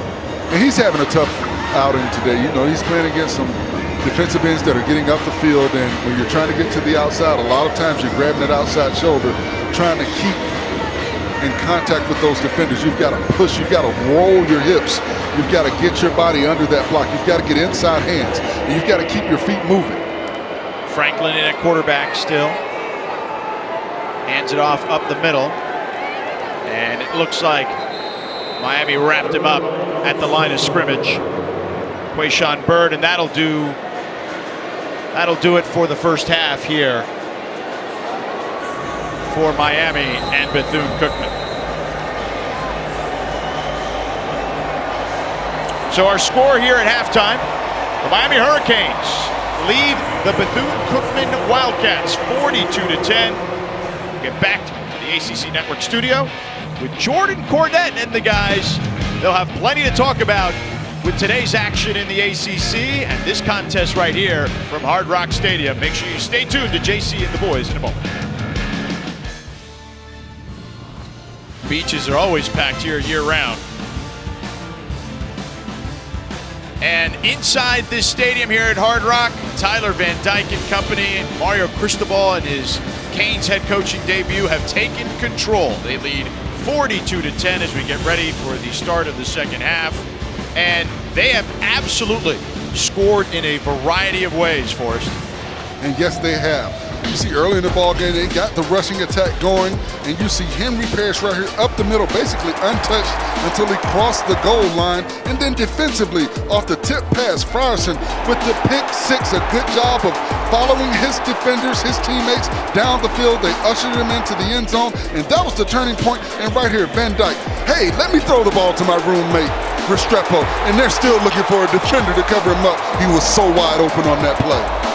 George Sedano, Forrest Connolly with you here at Hard Rock Stadium. Let's go to the third member of our broadcast team, Marilyn Payne. Mario Cristobal said that in the first half in particular, his team was undisciplined on pass rush. He said we've also got to do a better job of substituting on defense to clean up some of the sloppiness on that side of the ball. Offensively, he said we've got a lot we need to do. The biggest thing that he wants to see is his team convert these short runs, these short pass plays for much bigger yardage. He says if we're disciplined, we have big plays nonstop in this second half, but it's about those fundamentals, and he's not seeing them the way he wants to right now. So, Forrest, what do you make of the coach's comments as he told them to Maryland? I think those are great comments. He's not satisfied. You know, they're doing a good job. They're winning the football game. But in order to be where they want to be, in order to be the Miami of old, the team that beat up other quality teams, other big-time programs, and to win championships, they've got to perfect everything on the field, and that is what he's looking for. Van Dyke's had a pretty good ball game, but he wants to see better. You have to continue to push your players. Do you want to be good, or do you want to be great? Oh, there's no doubt about that. And look, he's talked to us about how they've thrown a lot at these kids from spring ball to fall, and they've all bought in. And they've handled the physicality, the extra physicality well. Miami was a little bit more of a finesse team the last couple of years. They are back to being traditional Miami Hurricanes football type players and type of and style of play. Well, it starts with trust. When you trust your coaching staff, when you trust your administration, when you trust your teammate, that's when you get the best out of everyone. Kickoff here by Nikolai Daniels. Received by Keyshawn Smith. Smith at the 30. Still going at the 40. Flags on the play. He's in Wildcat territory. To the 30. Breaking down the sideline. Stays in bounds. Touchdown. Keyshawn Smith. 89-yard kickoff return for a touchdown. We'll see about the flag in a moment. Whatever the penalty is, it was egregious because there are two flags on the field.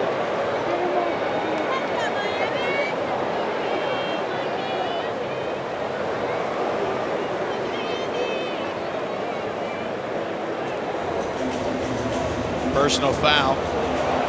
Chop block. But they're calling that on Bethune. Yeah. Yep, so is the touchdown going to stand? Because Miami's celebrating now all of a sudden, and Mario Cristobal will have a word. I'm trying to figure out how you call a chop block on the team that doesn't have football. I don't get that either. He may have pointed the wrong direction. We'll find out.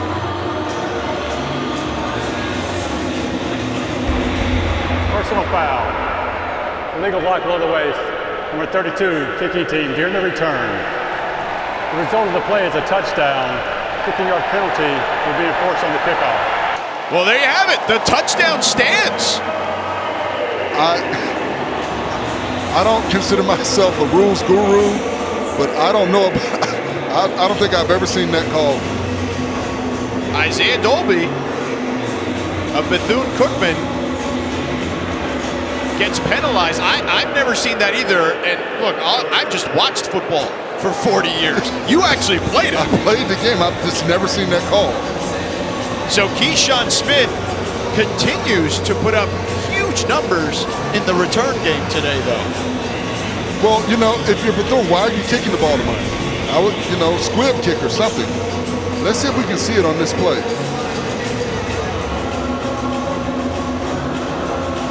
I think I saw it. It might have been, yeah. I saw it right when he made the cut to come back across the field. A Bethune player came flying in and hit a Miami player low. Wow. It goes from bad to worse for Bethune Cookman. Watch right there. You see right there, that block right there. Yeah. Number 32. Yeah, it was a block on, it looked like Michael Redding for the Canes, who got taken out by the knees. So Miami puts up another touchdown, 6 seconds off the clock on a kickoff return. But you've got to think, Miami's been getting big returns all afternoon. Why continue to kick the football to them? And they're reviewing this. They're trying to check to see if he stepped out of bounds. I thought he stepped out right there. Yep. But still a great effort to try and tiptoe down that sideline. And once again, you're seeing, the speed, the quickness, some of the things that have been missing. And big plays on special teams. I think out of everything that I've seen so far out of this Miami ball club, Tyler Van Dyke is as advertised. After further review, the runner stepped out of bounds at the 17-yard line. The penalty for illegal block below the waist will be enforced at the distance to the goal line. First and goal, Miami. So it will now be a 72-yard return. There you have it. You see right there. But one thing I will say, we know Tyler Van Dyke, he's been as advertised.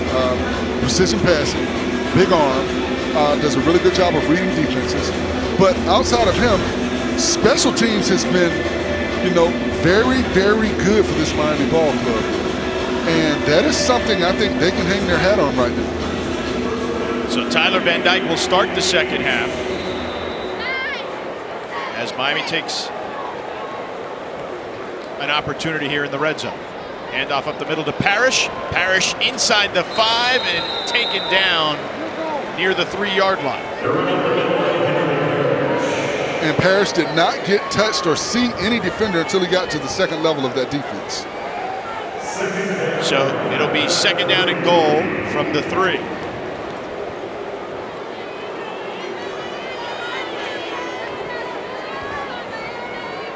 Van Dyke is going to be under center now. We haven't seen much of that. Tight formation. Fumble. Ball's on the ground. And Bethune says they've got it. And they do. So a miscue by Miami. Jaquan Jackson comes up with the fumble there.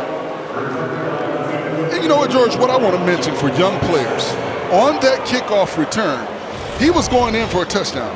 Well, let's watch this play first. You see, the quarterback, Van Dyke, never got possession of the football, and that's probably because he's not under center often, and quarterbacks just aren't used to getting the ball from the center in the center quarterback exchange. But if you rewind back to that kickoff, because Bethune did not give up, and they were able to force the player out of bounds, they were able to make a play and get the ball back for their offense. So for young players watching this football game, always keep your head in the play and continue to play throughout the play, because a big play can happen if you do that. Jalen Jones back at quarterback now from his own 6-yard line. Play action. And the ball looks like could be loose here again. There was a pitch and catch there to number 13, Davino Ellington. But they'll say he was able to hold on and get it back. Cam Kitchens there on the tackle. So a first down there for Bethune-Cookman. So now the ball's on the 16-yard line after a 10-yard gain.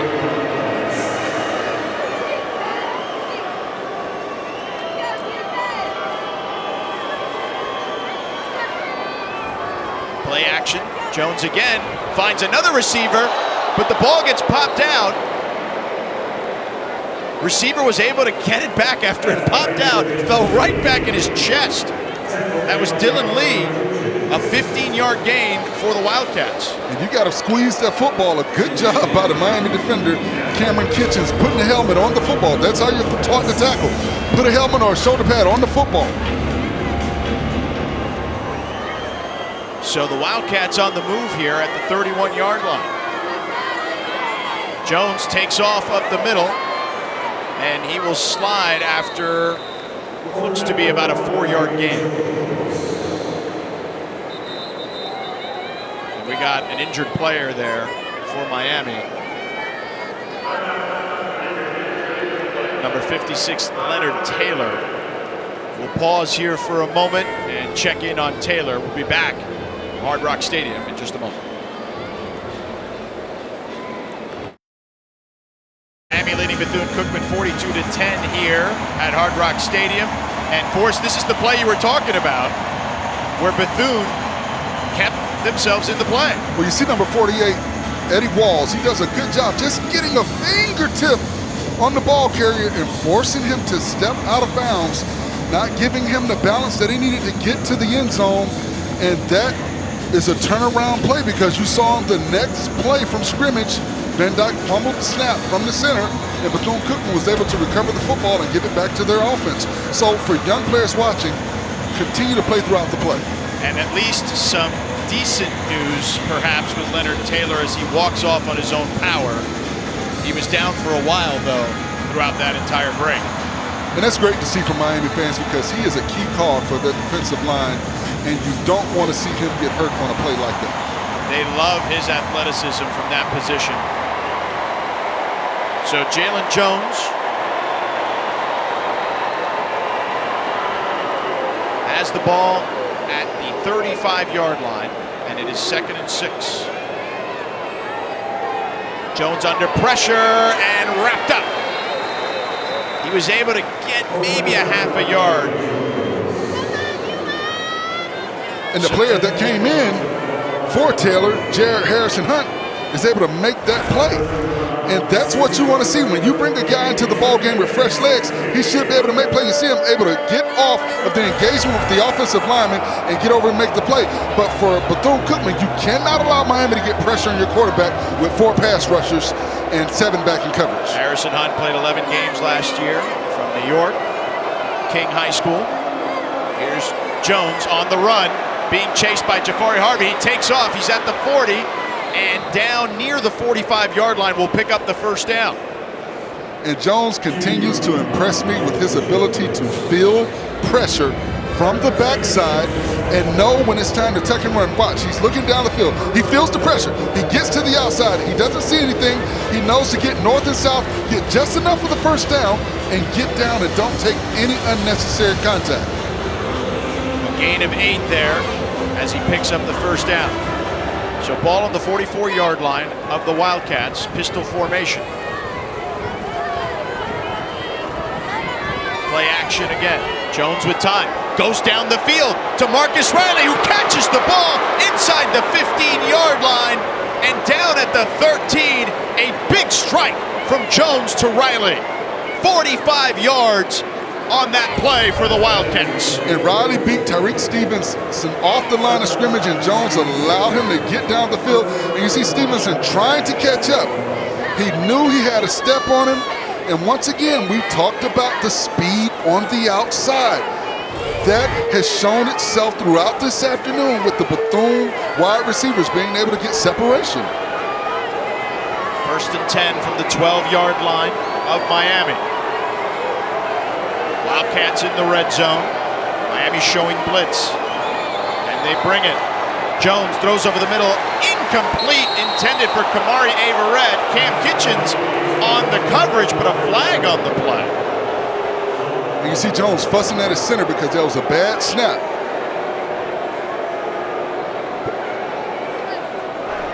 Pass interference. Number 24, defense.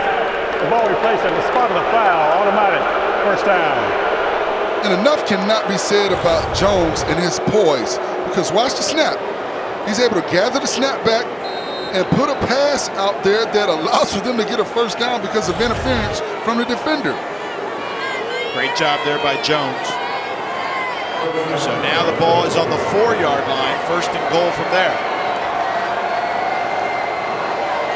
Another snap that was errant. Jones throws to the end zone to Kamari Everett, but out of bounds, could not get a foot in bounds, even though he did make the stab.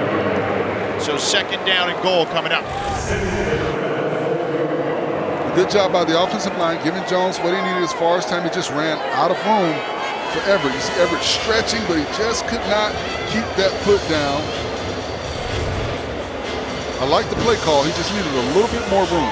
Jacob Lichtenstein, the USC transfer, on the pressure for Miami. So 2nd and goal from the 4. 2 men in motion, including Averett for the Wildcats. Here's Jones throwing for Averett, but sails out of bounds. So it'll be 3rd down, and it looked like a little bit of a miscommunication there. Well, I don't like that play because you've got Averett spread wide, you've got a slot receiver next to him, so it's a lot of people in that area. I want to see Averett on the side of the field by himself with a defender and let him play basketball out there. Throw the ball up, let him box him out, you know, and go up and get the football. He is built like a power forward, that's for sure. But I hear you want him on an island. And there's a timeout on the field for Miami. So we'll take a break. We'll see what happens here on 3rd down for the Wildcats. Miami leading by 32 here at Hard Rock.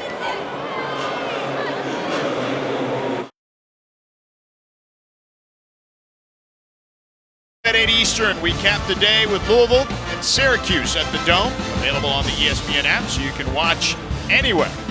As Miami leads 42-10 here at Hard Rock Stadium against Bethune-Cookman. The ACC is full of great quarterback play, including Malik Cunningham from Louisville. And I think not enough people are talking about Malik Cunningham. You know, you think about Lamar Jackson and what he was able to do during those great years, Teddy Bridgewater during those years for Louisville, you know, Brom during his time at Louisville, and now you've got Malik Cunningham. And, you know, I'm not saying he's Lamar Jackson, but he showed splashes of what Lamar used to do when he was there at Louisville. Absolutely. He's a talented fellow, that young man, Malik Cunningham. The 9th play of the drive here for Bethune-Cookman. 3rd down and goal from the Miami 4-yard line. Jones takes the snap. In trouble, throws over the middle. Incomplete. Intended for Darrell Powell.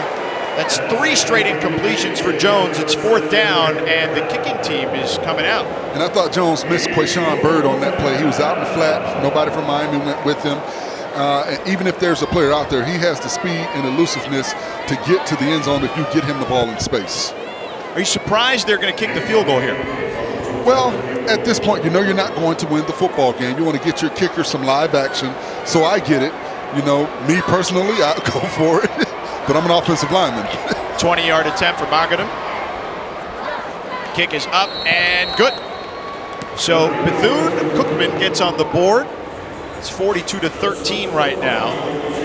So Bethune-Cookman getting some opportunities here, right? They are absolutely putting themselves in position to, I guess, learn from this experience. Now, on the flip side, what can Mario Cristobal take away from this experience thus far with a half and change into this game? Well, you've got to correct the mistakes. You've got to eliminate the miscues. You've got to take this opportunity to get some young players some live action.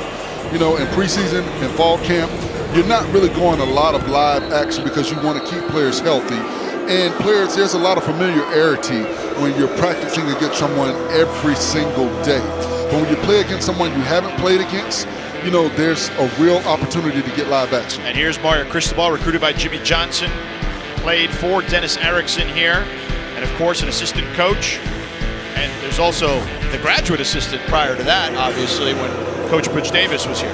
Well, think about this. You've coached and been around Jimmy Johnson, Dennis Erickson, Butch Davis, Nick Saban. I mean, he likes to call it, he told me this, it's like a PhD in football. Absolutely. I mean, you've learned from some of the best, if not the, well, let's go ahead and say Nick Saban is the best ever coach in college football. Correct. You know, championships alone. And then you've got Jimmy Johnson, who is the best ever coach at the University of Miami. And here's the thing. Jimmy Johnson is the guy that coaches like Bill Belichick come visit to pick their brain.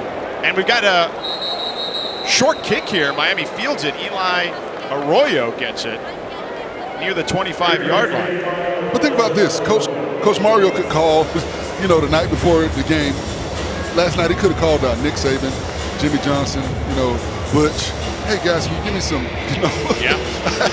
So many resources. So many resources. And by the way, forget about those guys, which is a great point. Look at the resources he's got on this staff. right, or part of the program. Ed Reed is the chief of staff, Hall of Famer. He's got Alonzo Highsmith, college football Hall of Famer, who left an NFL personnel job to come back home. They've got Jason Taylor, an NFL Hall of Famer with the Dolphins, as an analyst here, who has no history of being connected to the University of Miami. But what he brings to the table is, a teaching to those outside players. Henry Parrish Jr. breaks free, and he gets into Wildcat territory. Big run there. 23 yards for Henry Parrish Jr. And to go back to Jason Taylor, when you're playing defensive end, outside linebacker, and you're a pass rusher, and you've got long arms, you need to know how to use those long arms for leverage. And he's able to teach those guys and give them something. And one thing the coaching staff talked about, you've got a guy that doesn't have to prove anything, but he's the first here and the last to leave. And then Ed Reed, to me, is the best safety to ever play in the NFL. There's a lot of history here at this school. Here's Henry Parrish again. Well, think about this, George. When you talk about history in the NFL and some of the best players to ever play a position, Ray Lewis is arguably the best middle linebacker to ever play in the NFL. Yeah. Ed Reed is arguably the best safety to play in the NFL. The great late Sean Taylor would have definitely been one of those players you're talking about. And I know he may be watching the game somewhere, so I don't want to dismiss him as well. The playmaker, Michael Irvin. No one is more you than the playmaker. Here's Tyler Van Dyke trying to make some plays. He gets it to Michael Redding. Redding down the sideline, picks up the first down and then some. And when you look at the Ring of Honor, Jerome Brown, the late Russell great Maryland. Jerome Brown, yes. Yes, I mean, Warren Sapp. I played against Warren Sapp. The quickest first step I've ever seen in football. Parrish, by the way, 13 carries, 104 yards, 3 touchdowns today. Thaddeus Franklin checks in now in the backfield. And Jakari Brown is in at quarterback for the University of Miami now. Jakari is the 3rd string quarterback. False start. Number 86, offense. 5-yard penalty, first down.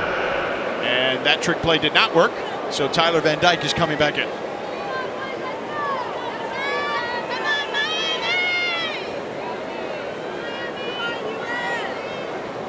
But as you were mentioning, of course, the history, and that's why people here and around college sports have been talking about when will the U be back, and Mario Cristobal's words were, the U is back to work.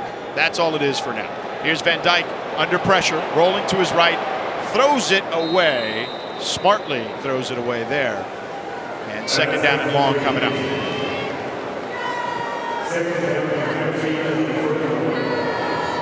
I mean, listen, you went to a school, you played against all these guys back then. You went to Florida State and had insane battles against this team. Absolutely. Like I said, when you look at 3 techniques, find me one with a quicker first step than Warren Sapp. Find me one. By the way, that's Van Dyke's 3rd incompletion of the day. Only 3 incompletions. He's got time here. Finds Arroyo, the tight end, and goes out of bounds near the 20-yard line. Here's some of the legends at the University of Miami. Legends camp earlier. Kenny Phillips, Jeremy Shockey, then Gregory Rousseau, who's in the NFL, Michael Irvin, the playmaker, Jalen Phillips with the Dolphins, John Feliciano, Alonzo Highsmith. Got John Beeson, Deion Bush, Dwayne Starks, and there he is, the playmaker. The playmaker. Michael Irvin. I love you, Michael. Here's Henry Parrish. You can't meet Michael Irvin and not just enjoy being around him. He is one of the most, his personality is infectious. Well, he brings energy to the room. Yeah. I love it when he's on first take. Yeah. He's the only person. He's the only person that can stick with Stephen A. I'll tell you this, he is one. You know who's another one? My guy J.J. Redick. Oh yes, J.J. Redick. Gives Stephen A. a lot of grief on first take. But it makes for great shows, especially when those 3 are on together. Yeah, absolutely. So first down for Miami after the Arroyo catch. They're inside the red zone. Parrish is now split wide. Empty backfield. Van Dyke with some time, throws over the middle. It is caught for a touchdown. Michael Redding. 16-yard pitch and catch from Tyler Van Dyke. I'd like to see that play over, George, because if you look at the defender, He's got his left arm out reaching for the football. And I know if they come down with it simultaneously, the offensive player is going to get awarded the reception. But I have to wonder if he had more of that football than the offensive player. It looked like it was close between I mean, Redding came down, but I wonder when they came down did Redding have full control of that football?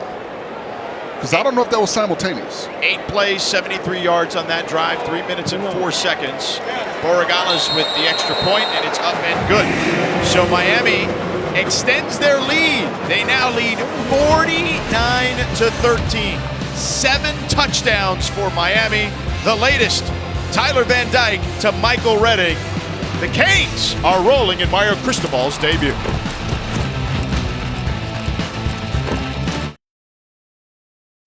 Welcome back to Hard Rock Stadium. Number 16, Miami, with a 39-point lead. Midway through the third quarter, George Sedano, Forrest Connolly, Marilyn Payne with you here in Miami Gardens as the Canes are getting ready to kick off to Bethune Cookman again. And I'm guessing we're probably not going to see a ton more from the starting group for Miami. Maybe another series or so, as Borregales kicks it through the end zone, and Bethune will start their next drive at the 25-yard line.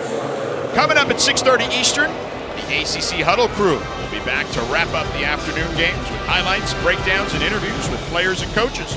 They'll also have a full preview of Louisville and Syracuse. That's the 8 o'clock Eastern game.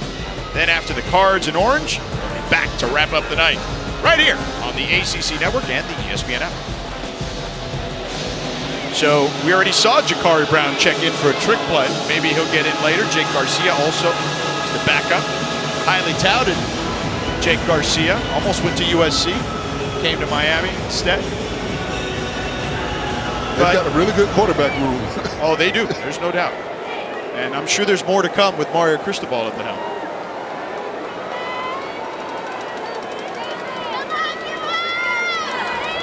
So here's Jones. Tries to throw it into the flat to Quayshawn Bird. Incomplete. Wayman Steed in coverage there. You know, George, I want to give some HBCU love. When you look at what Florida A&M was able to do last week with the short squad, you know, some guys that weren't eligible against North Carolina. And we've seen a lot of positive things from this Bethune Cookman ball club this afternoon. They had some drives where they were able to move the football up and down the field. So I think, you know, they're moving in the right direction. As we talked about earlier, they had a rough season last year because they didn't play due to COVID, and then they only had 30 days to get ready for the season. This year, they've got a lot of FBS transfers into this FCS team, and I think they can be really good in the SWAC. Here's Jones over the middle, incomplete. Intended for Davino Ellington. So I do believe they can be really good. I think that if you look at Terry Sims' career, he's 80-35 for a reason. Absolutely, and one thing that he does a good job of is beating Florida A&M University, one of the schools that people are expecting a lot from. He's done a real good job since he's been at Bethune-Cookman playing against that ball club. So I think they're moving in the right direction. They dealt with, you know, losing a recruiting cycle with COVID, and they've recovered very well. Yeah. 80-35 overall, 36-30 at Bethune for Terry Sims. Here's Jones, throws over the middle, and it's caught! Daryl Porter on the run, dragging some Hurricanes inside the 30 near the 25-yard line. A big play, 48 yards there from Jones to Powell. And you see Jones, he's flushed out the pocket, but he's keeping his eyes down the field. A really good pass to his receiver, Daryl Powell, and you see Powell able to fight off defenders and get down the field. All afternoon, Jones has shown an ability to get the ball vertical and do a really good job of putting his playmakers in a position to make a play after they get the reception. So ball on the 27-yard line of the Canes, and as you've mentioned, Bethune has moved the ball well. Here's Quayshawn Bird, making a couple of guys miss. Gets around the corner.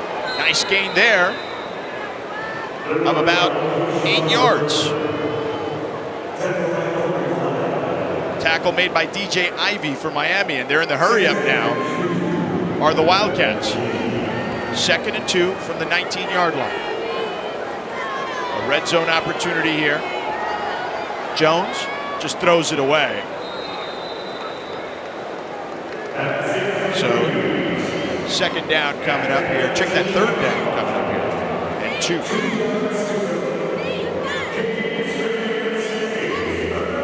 And this is definitely 4th down territory. I was just about to ask you that. That was literally going to be my question. So I'm glad you answered that. You read my mind, partner. And so do you think you go with the pass here potentially if something is available, or do you just get the easy 1st down and then reset? Well, I don't know if it's going to be easy 1st down. Well, the easier 1st down, rather. Yes, fair point. Jones, play action, throws over the middle, too high for his intended target, Dakari Allen Johnson. So 4th down here. What I would have liked to have seen from Bethune on that play is jet sweep. You know, you get those outside receivers moving and get them the ball in motion. And they are not going to go for it here unless we see a fake. They have the kicking team out there. Well, once again, I look at what they're doing. You're giving your kicker some live action. You know, they're trying to block the kick. So you're giving them an opportunity to practice, you know, what they hope he perfects as the season progresses. High snap. The kick is blocked. The 36-yard attempt is blocked. The high snap, perhaps, was an issue there. So Miami gets the stop. But if I rewind it and go back to thinking as an offensive lineman, I use this as an opportunity to challenge my offensive line. If you can't get us 2 yards, then what are we doing out here? I don't care who you're playing against, but you see the high snap. A good job by the holder to get it down. But you see the pressure coming in. Jacob Lichtenstein got a big paw on there for Miami. Jacob, a South Florida kid, played at USC, transferred to Miami. And very stoic by Coach Sims on that play. And now Jake Garcia has checked in for Miami. And he throws underneath to Restrepo. Nice play there on 1st down for Miami. One of the things you have to look at, too, when you miss a field goal or get a field goal block, when your offense has gotten the ball down the field, that can be demoralizing as well. So I think you have to look at that. But once again, you're getting good live practice for your your kicker. So you want to get as many reps as possible. But I like to challenge the offensive line. You know, you've got 3rd and 1. You're going to run. I'm telling my line, hey, we're going to run the same play. If we don't get it, show me something. They've been fairly conservative. Thaddeus Franklin gets the ball here. He'll pick up the 1st down. Let's take a look at the block by Jacob Lichtenstein. What do you see here from the offensive line standpoint? Well, you're getting pushed up the field. When you're playing field goal, extra point, you have to take an inside step and you have to spread your wings and make yourself wide. You're going to have to engulf contact, but you've got to be able to hold your ground. You cannot give up pressure. Garcia drops back. Pressure coming. He throws it complete to Brashard Smith. Pickup of 7 there. And that was a good job by the young quarterback, Garcia, standing tall in the pocket with pressure in his face. He didn't panic. He stood there and he was able to deliver a strike down the field. That's what you want to see from your young guys. How do they respond when pressure's coming in their face? Garcia from Whittier, California. Again, many thought he'd be at USC, ended up at Miami. Hand off up the middle to Thaddeus Franklin, and he'll pick up the 1st down. A gain of 7 yards.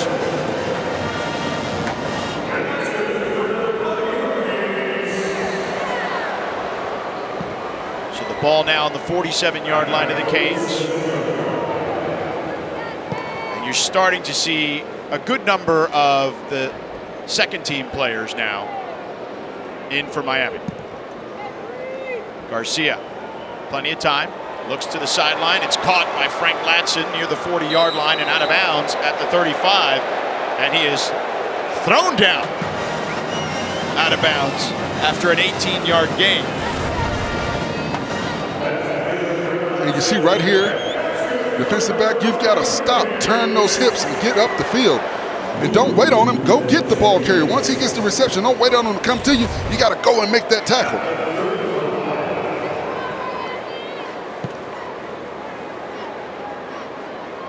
So here's Garcia again. Ball on the 35-yard line. Garcia in trouble. Throws it over the middle. Caught! A nice catch there by number 23 for the University of Miami. Great job there by Jaleel Skinner. The young man, the tight end. A 30-yard gain there. He spurned Alabama to come to Miami. And he's getting some action here in the second half. And a good job by Garcia to sidestep the pass rusher. Allows receiver to break open and get the ball down the field.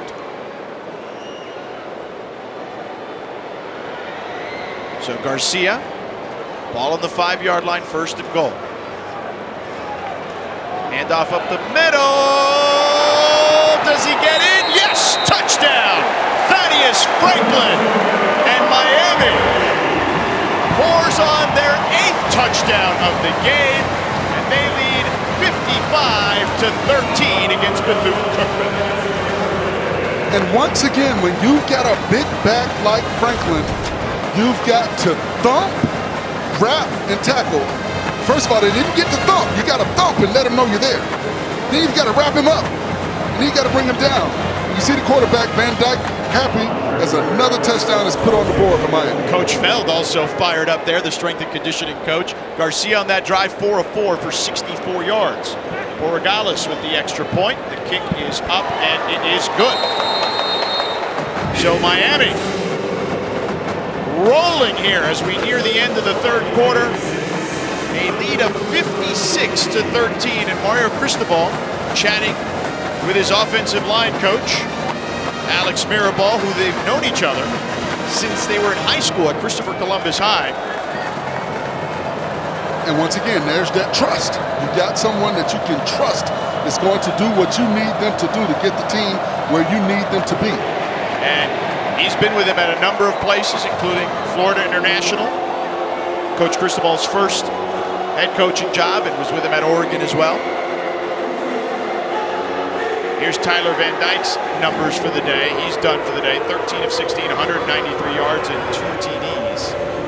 And as I mentioned, Jake Garcia, 4 of 4, 64 yards at the moment. But yeah, you mentioned it. Look, and trust is a big factor here. And think about the guys that he brought over from Oregon. Joe Salavea, right? Comes over from Oregon. Coach Feld, who we just mentioned, the strength and conditioning coach. Coach Mirabal. There's a number of guys, and some other guys he's got relationships with. Kevin Steele, the defensive coordinator, knows him from their time together in Alabama. Spawned a friendship for many, many years. Same thing with Josh Gaddis, his offensive coordinator. Well, there's a statement that is often used, and I think it perfectly fits what's going on right now when you look at the coaching staff, the commitment from local players that are staying home to play for the University of Miami, and that's knowing the assignment. And I think the coaching staff here, they know the assignment, and I think the administration knows the assignment. Look at the people that they're bringing in to be a part of this rebuild. Let's take a look at the rankings here in college football, the preseason poll in the ACC, as the media voted who would win each division. Clemson at the top, not a surprise in the Atlantic. Miami in the Coastal. Well, you look at the Coastal, North Carolina, they barely got out of a win today against App State. And then Pitt, they barely beat West Virginia the other night. So we don't know if they're going to be able to compete with this Miami ball club. And Walter Simmons checks in for Bethune-Cookman there. Aaron Thompson on the run, a short gain. To your point, Pitt is the defending champion, and they got a decent amount of votes, but Miami, people believe that Miami should be the team to win the Coastal. They haven't won it as many times as one would have thought when they entered the conference back in 2004. And not to take anything away from Pitt, because they did win the football game. Slovis is a very good quarterback, but we need to see more. Miami, we need to see more defensively. I think that Bethune has shown, some things that they've been able to do and be successful with that other teams are going to try against Miami.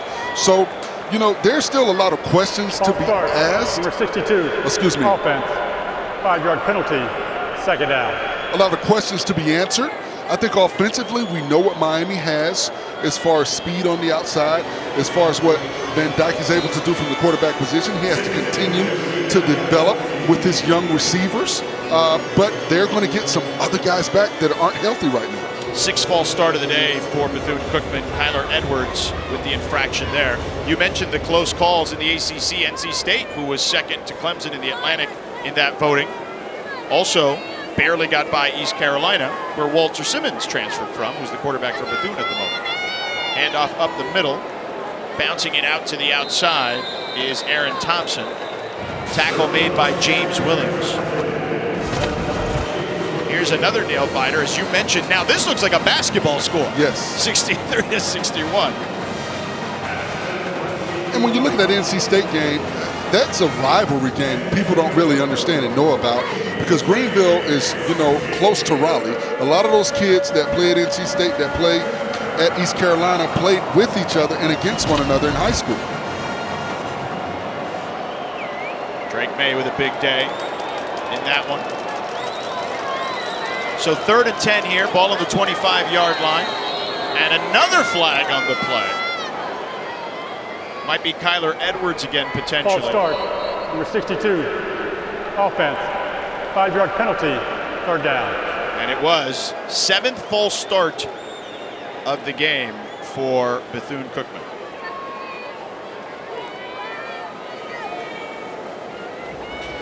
Discipline.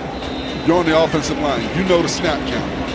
There's no reason you should jump off sides. You can't worry about what the defender's doing. If they're jumping towards you, you know the snap count. There are no excuses for that. And now Miami can just kind of pin their ears back on 3rd and 15.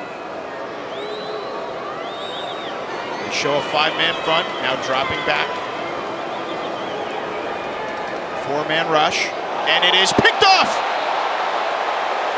Picked off by James Williams. We talked about him early in the game, that he's built like a DN, and you saw him stretch out there, and he needed all 6'5" of his frame to make that happen. And that was a great interception. He gave his body up to go and get that football.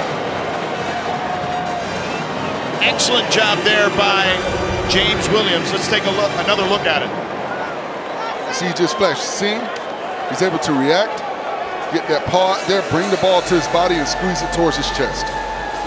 Now, do you think that Simmons maybe took a little too long to get the ball out there? Because it felt like Davino Ellington was waiting there for a while. Well, he eyeballed his receiver, so you gave Williams the opportunity to read the quarterback's eyes and react. Isaiah Cashwell now checks in for the first time at running back behind Jake Garcia. Handoff up the middle. Still going inside the 10. Check that, Devon Perry.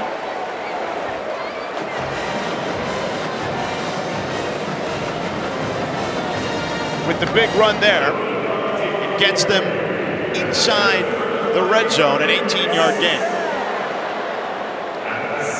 And you're starting to see attrition set in. The Bethune defenders are tired. They're fighting right now. They're continuing to fight, but Perry, another carry there, stood up at the line of scrimmage, perhaps gets one there.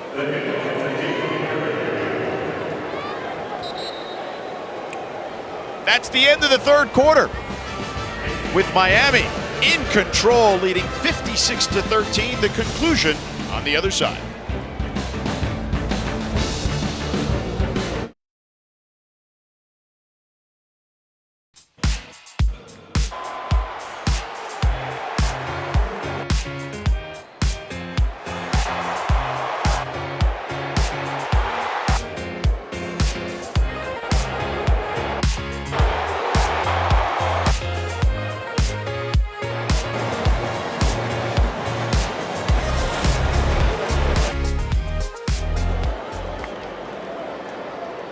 Welcome back to Hard Rock Stadium. On Perry with the carry, he gets in the end zone, a 4-yard score, and Miami continues to pour it on Bethune-Cookman.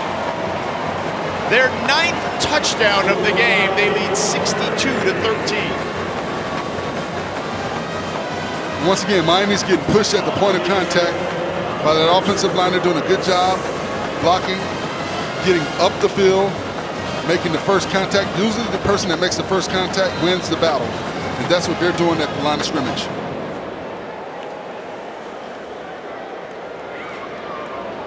So here's Borregales with the extra point.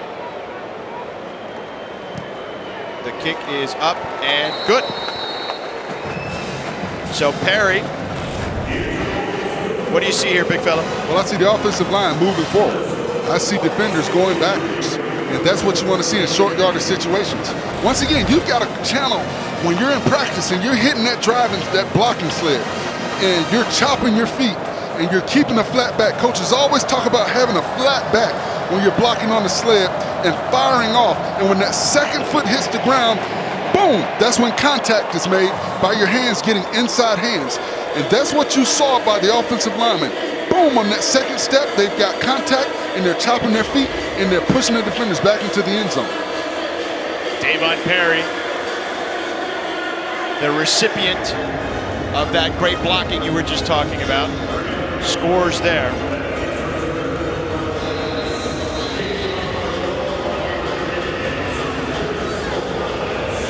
So 63-13. Jake Garcia's got to be wondering, well, wait, I want to get a little more run here. I don't want this thing to get too out of control. But it's a great opportunity. It is. It's a great opportunity for these young guys to get some live experience. And the kick is into the end zone and knelt.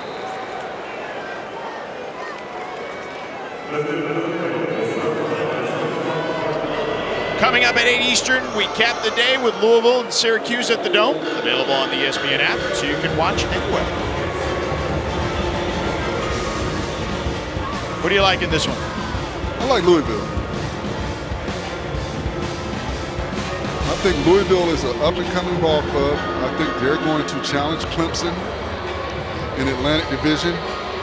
You know, the Atlantic Division is very, very interesting. You know, Clemson, they won 10 ball games last year, but it was a down year. It was. It was. You know, Florida State, we're going to find out who they are tomorrow night against LSU. Because I think LSU is going to have a bounce back year. Brian Kelly is an excellent coach.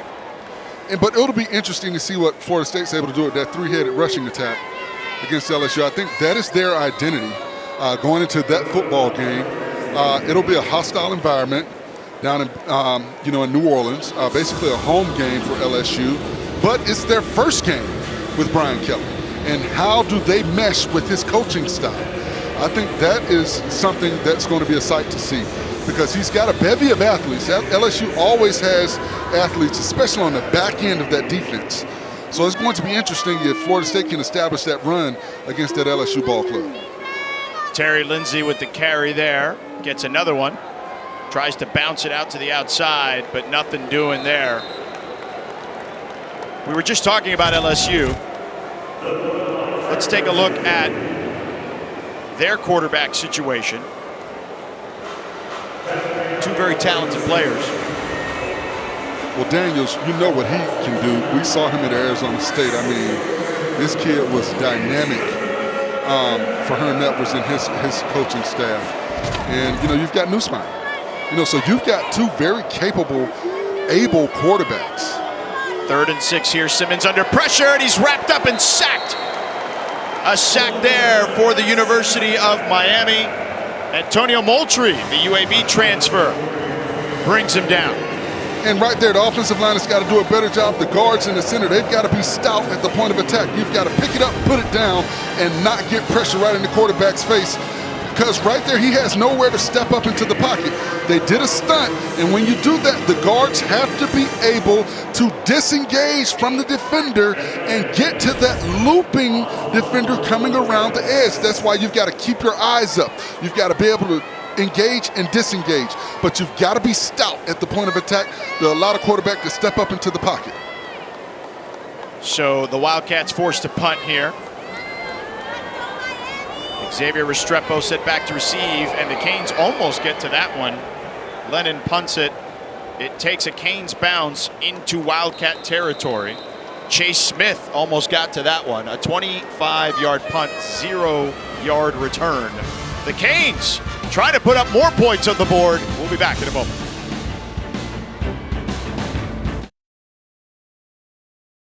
ACC Network College Football is presented by delicious ice-cold Dr. Pepper, the one fans deserve. You ever been jet skiing, big fella? Absolutely not. I'm not built for that. That's a wave runner. You can get on one of those. Come on. Absolutely How about not. you and I next time we go out there? You've got to know your limitations. And there's Lucius Stanley checking in for the first time. UAB transfer, just came to Miami this week and picks up 8 yards there on that draw play.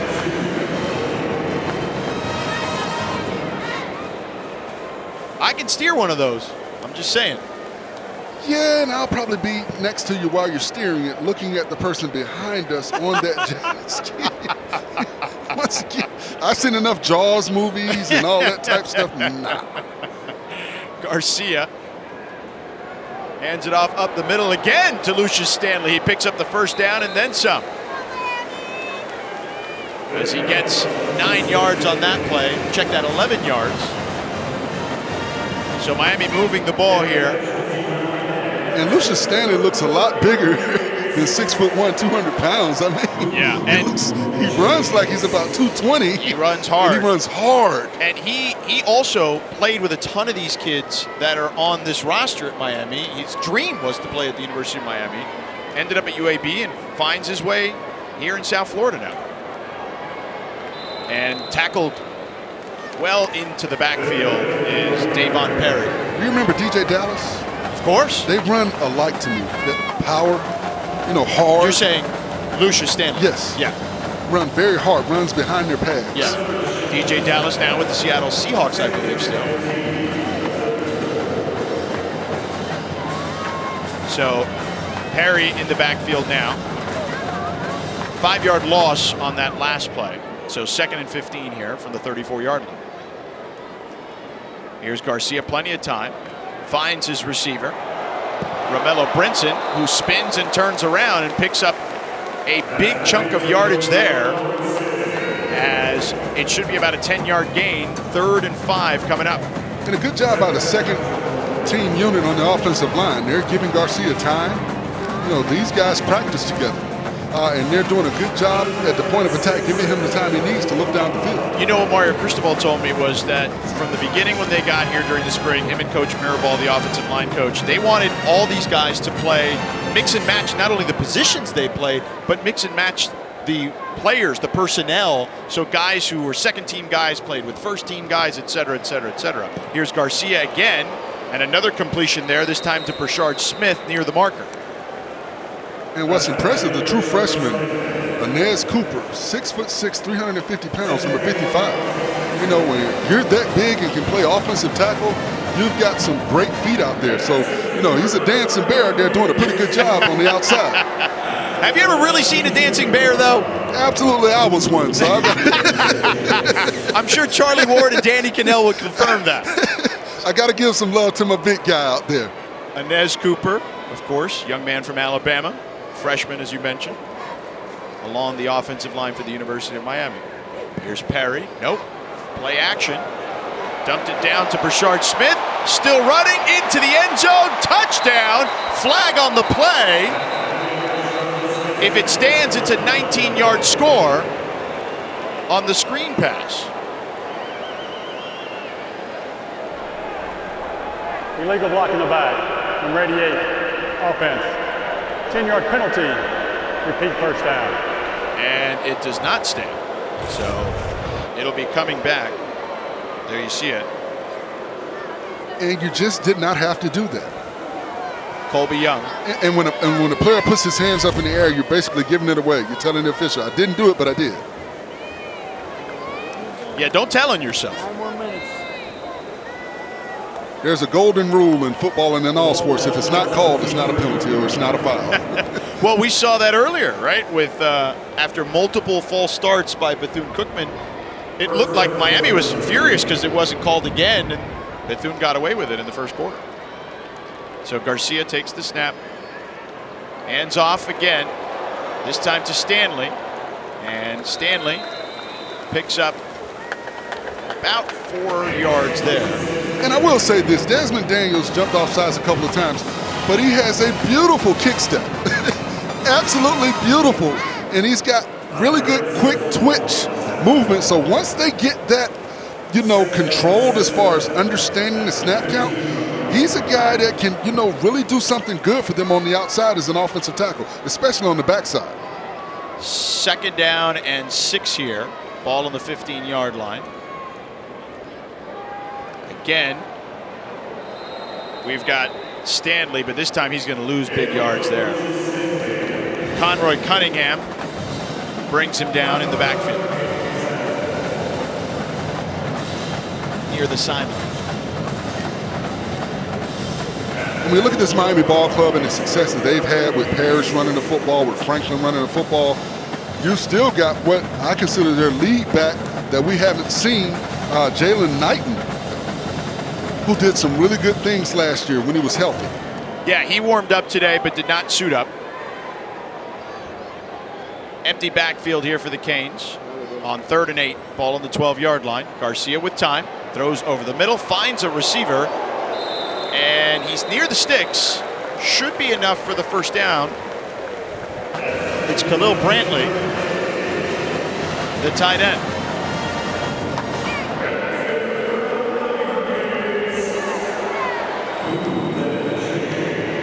So they do get enough for the first down. So it'll be 1st and goal from the 9-yard line for the Hurricanes. And we are now getting deep down the depth chart on both squads here at the moment. Handoff up the middle. Terrell Walden, the 2nd, gets inside the 5 and down at the 3. They'll mark it at the 2. So 2nd and goal coming up. About 7 minutes to go. Miami just getting some work in for their guys, and you want to reward those guys. Well, these are the guys that practice every day in fall camp. These are the guys that you're going to have to depend on if you have injuries. Handoff up the middle to Walden again for the touchdown. And Miami, 10 touchdowns today against the Wildcats. And they lead 69-13. Nice.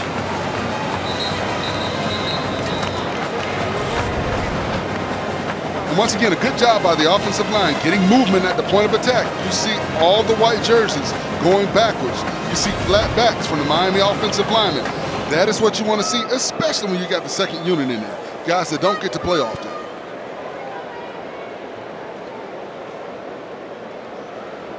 We've got a player down. Justin Michelle, one of the linebackers.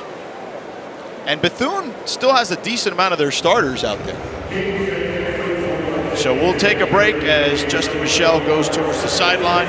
Miami up big here at Hard Rock.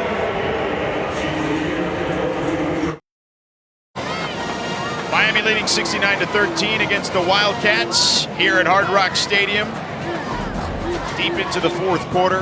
An offensive storm for the Canes. 10 touchdowns now. 1 defensive touchdown, 9 on offense on 10 drives. They have been very sharp on the offensive side, outside of 1 miscue where they fumbled the ball in the red zone. So Borregales getting ready for the kick here any moment. Lou Henley, the punter, who we haven't seen for Miami outside of holding for Borregales today. But he's an excellent punter. Here's Borregales. Kick is up and good. And just like that, Miami tacks on 1 more. They lead 70-13. We'll be back in just a moment from Hard Rock Stadium. You said He reminds you of John Elway. Yes, with his size, his ability to get the ball down the field, and he keeps his eyes looking forward. Now, I do want to address something. I know we were talking earlier, and our producer got on me because I said hitting range as opposed to driving range. Yes. But semantically speaking, it is a hitting range. Technically, Because you don't drive a ball anywhere. You hit it. You do hit it. You do hit it. So it's a hitting range. Yeah. Semantics. I mean, you know, Walter Simmons is checked in. That's all you got for me? I mean, I'm just letting people know who's getting the ball here.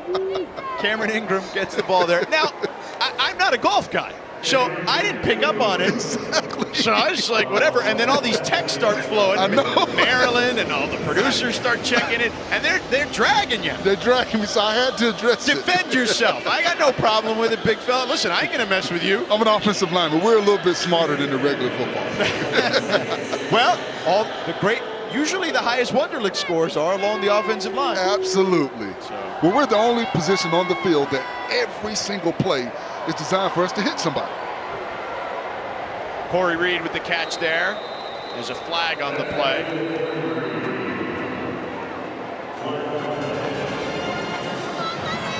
Let's check out and see what the infraction is all about. I'm surprised we didn't see, though, more of some of the high-powered receivers. We saw Marcus Riley have a big catch, but Reed and Powell have been mostly quiet. Powell did have one Personal touchdown. foul. Illegal block below the waist. Number 7 on the offense. At the distance to the goal line. Repeat, second down. Well, I think because you've had so many different quarterbacks playing, you can't get into a rhythm.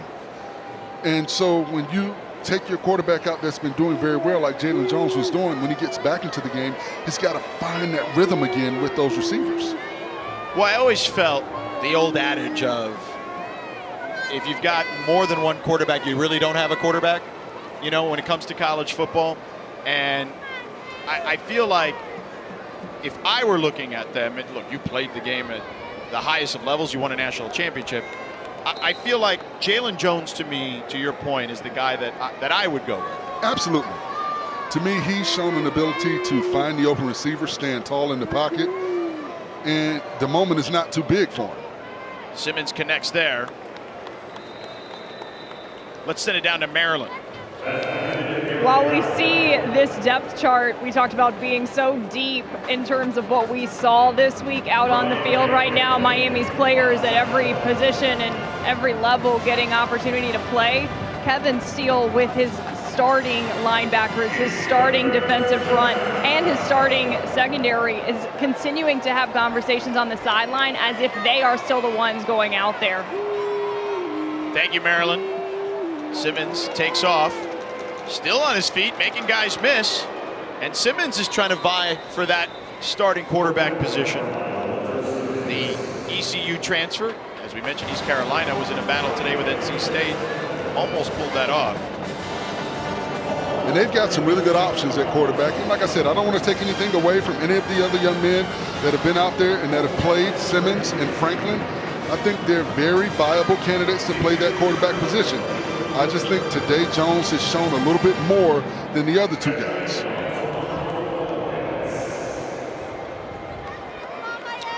So didn't pick up enough for the first down. It'll be 4th and 3, and the punt unit's out. As the Miami faithful have gone back out to the tailgating. Here's the punt from Lennon to Restrepo. So 4:22 to go here, a 36-yard punt. Miami will take the field one more time in a moment. Now for Saturday Sounds, brought to you by Sonos.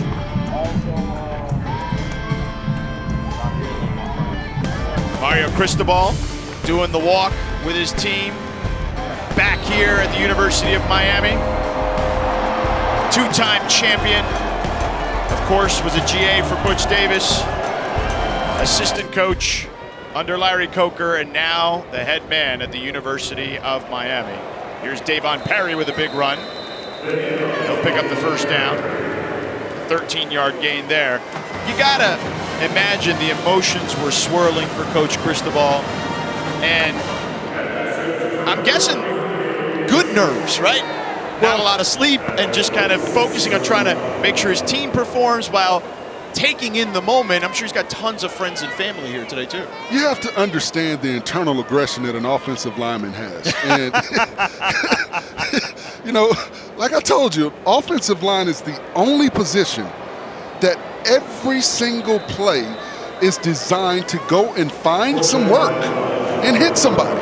So as a coach, he's got this internal aggression that he's got to release, you know, and you see it.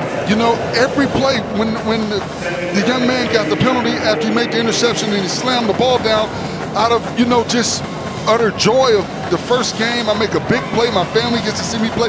You see Coach Mario over there on top of him going at it. But that's the internal aggression that offensive-minded, especially former offensive line coaches, offensive linemen have. That's just in us. So I get it. But he got what he wanted, first and foremost, which is the win. He saw some things that they need to correct. They've got time. They've got another game next week that I think is very winnable for them to correct before they make that big trip over to College Station to play in a very tough environment. But you have to be impressed with what you see so far. Everybody is as advertised. Tyler Van Dyke is as advertised. He was almost perfect. 13 of 16 today, Tyler Van Dyke and Coach Cristobal. I'm sure there will be plenty of things. You heard Maryland mention that Kevin Steele is still coaching the first team as if they were still in the game. And that's this staff that he's built. When you look at the staff, it's just incredible. You know, Kevin Steele's been through plenty of battles in the SEC. He was at Nebraska, obviously in the 90s as well. He's been around for a long time. And a close friend of Mario Cristobal, just like Josh Gaddis, who was the coordinator of the year last year at Michigan, is here. And all of them told us, Forrest, they're here because they believe in the vision of Coach Cristobal. And out of everything that we've talked about with Coach Mario, with everything that we've talked about with what they want to achieve, the biggest word that I think that stands out about everything that's going on now is trust. The trust from the administration, the trust from the coaching staff, the trust from the players. When you trust and believe, you can accomplish. I would say the other thing for Miami is culture, and he has started to establish a different culture. When I asked him about that during our meetings this week, he said it's of the utmost importance, both on and off the field for that matter. And he loves the fact that everyone on this team is bought in and everyone kind of wraps their arms around each other. In that statement, I go back to it again.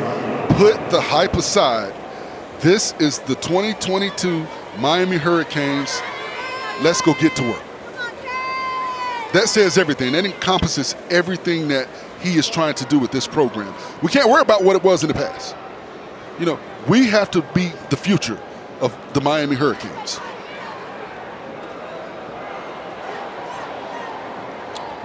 Run there by Walden. And by the way, Jakari Brown is in this game as we're under a minute to go here.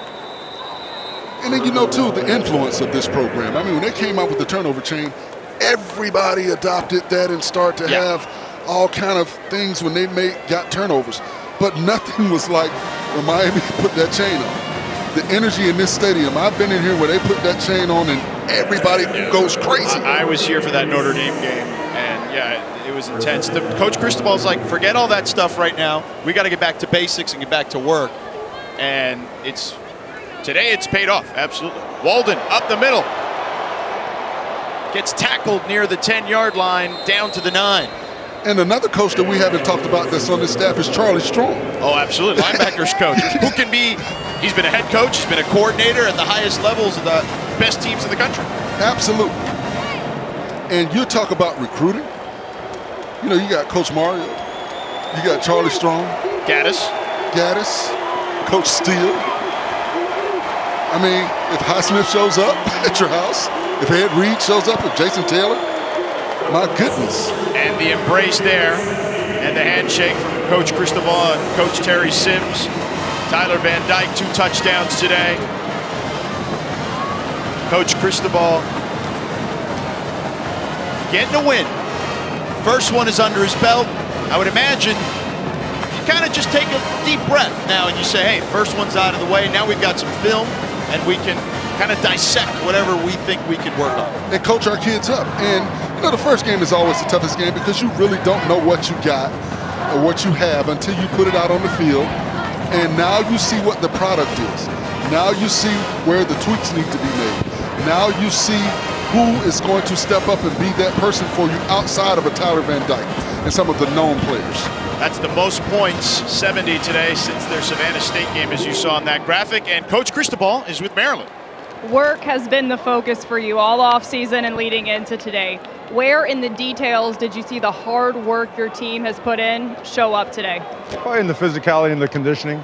You know, is the ability to just get our feet in the ground, come off the ball with the flat back, get our hands inside and move the line of scrimmage, and, you know, just get behind both fronts, you know. And, you know, the last 5-6 days of practice, we really made tremendous strides in throwing and catching, and that showed up as well.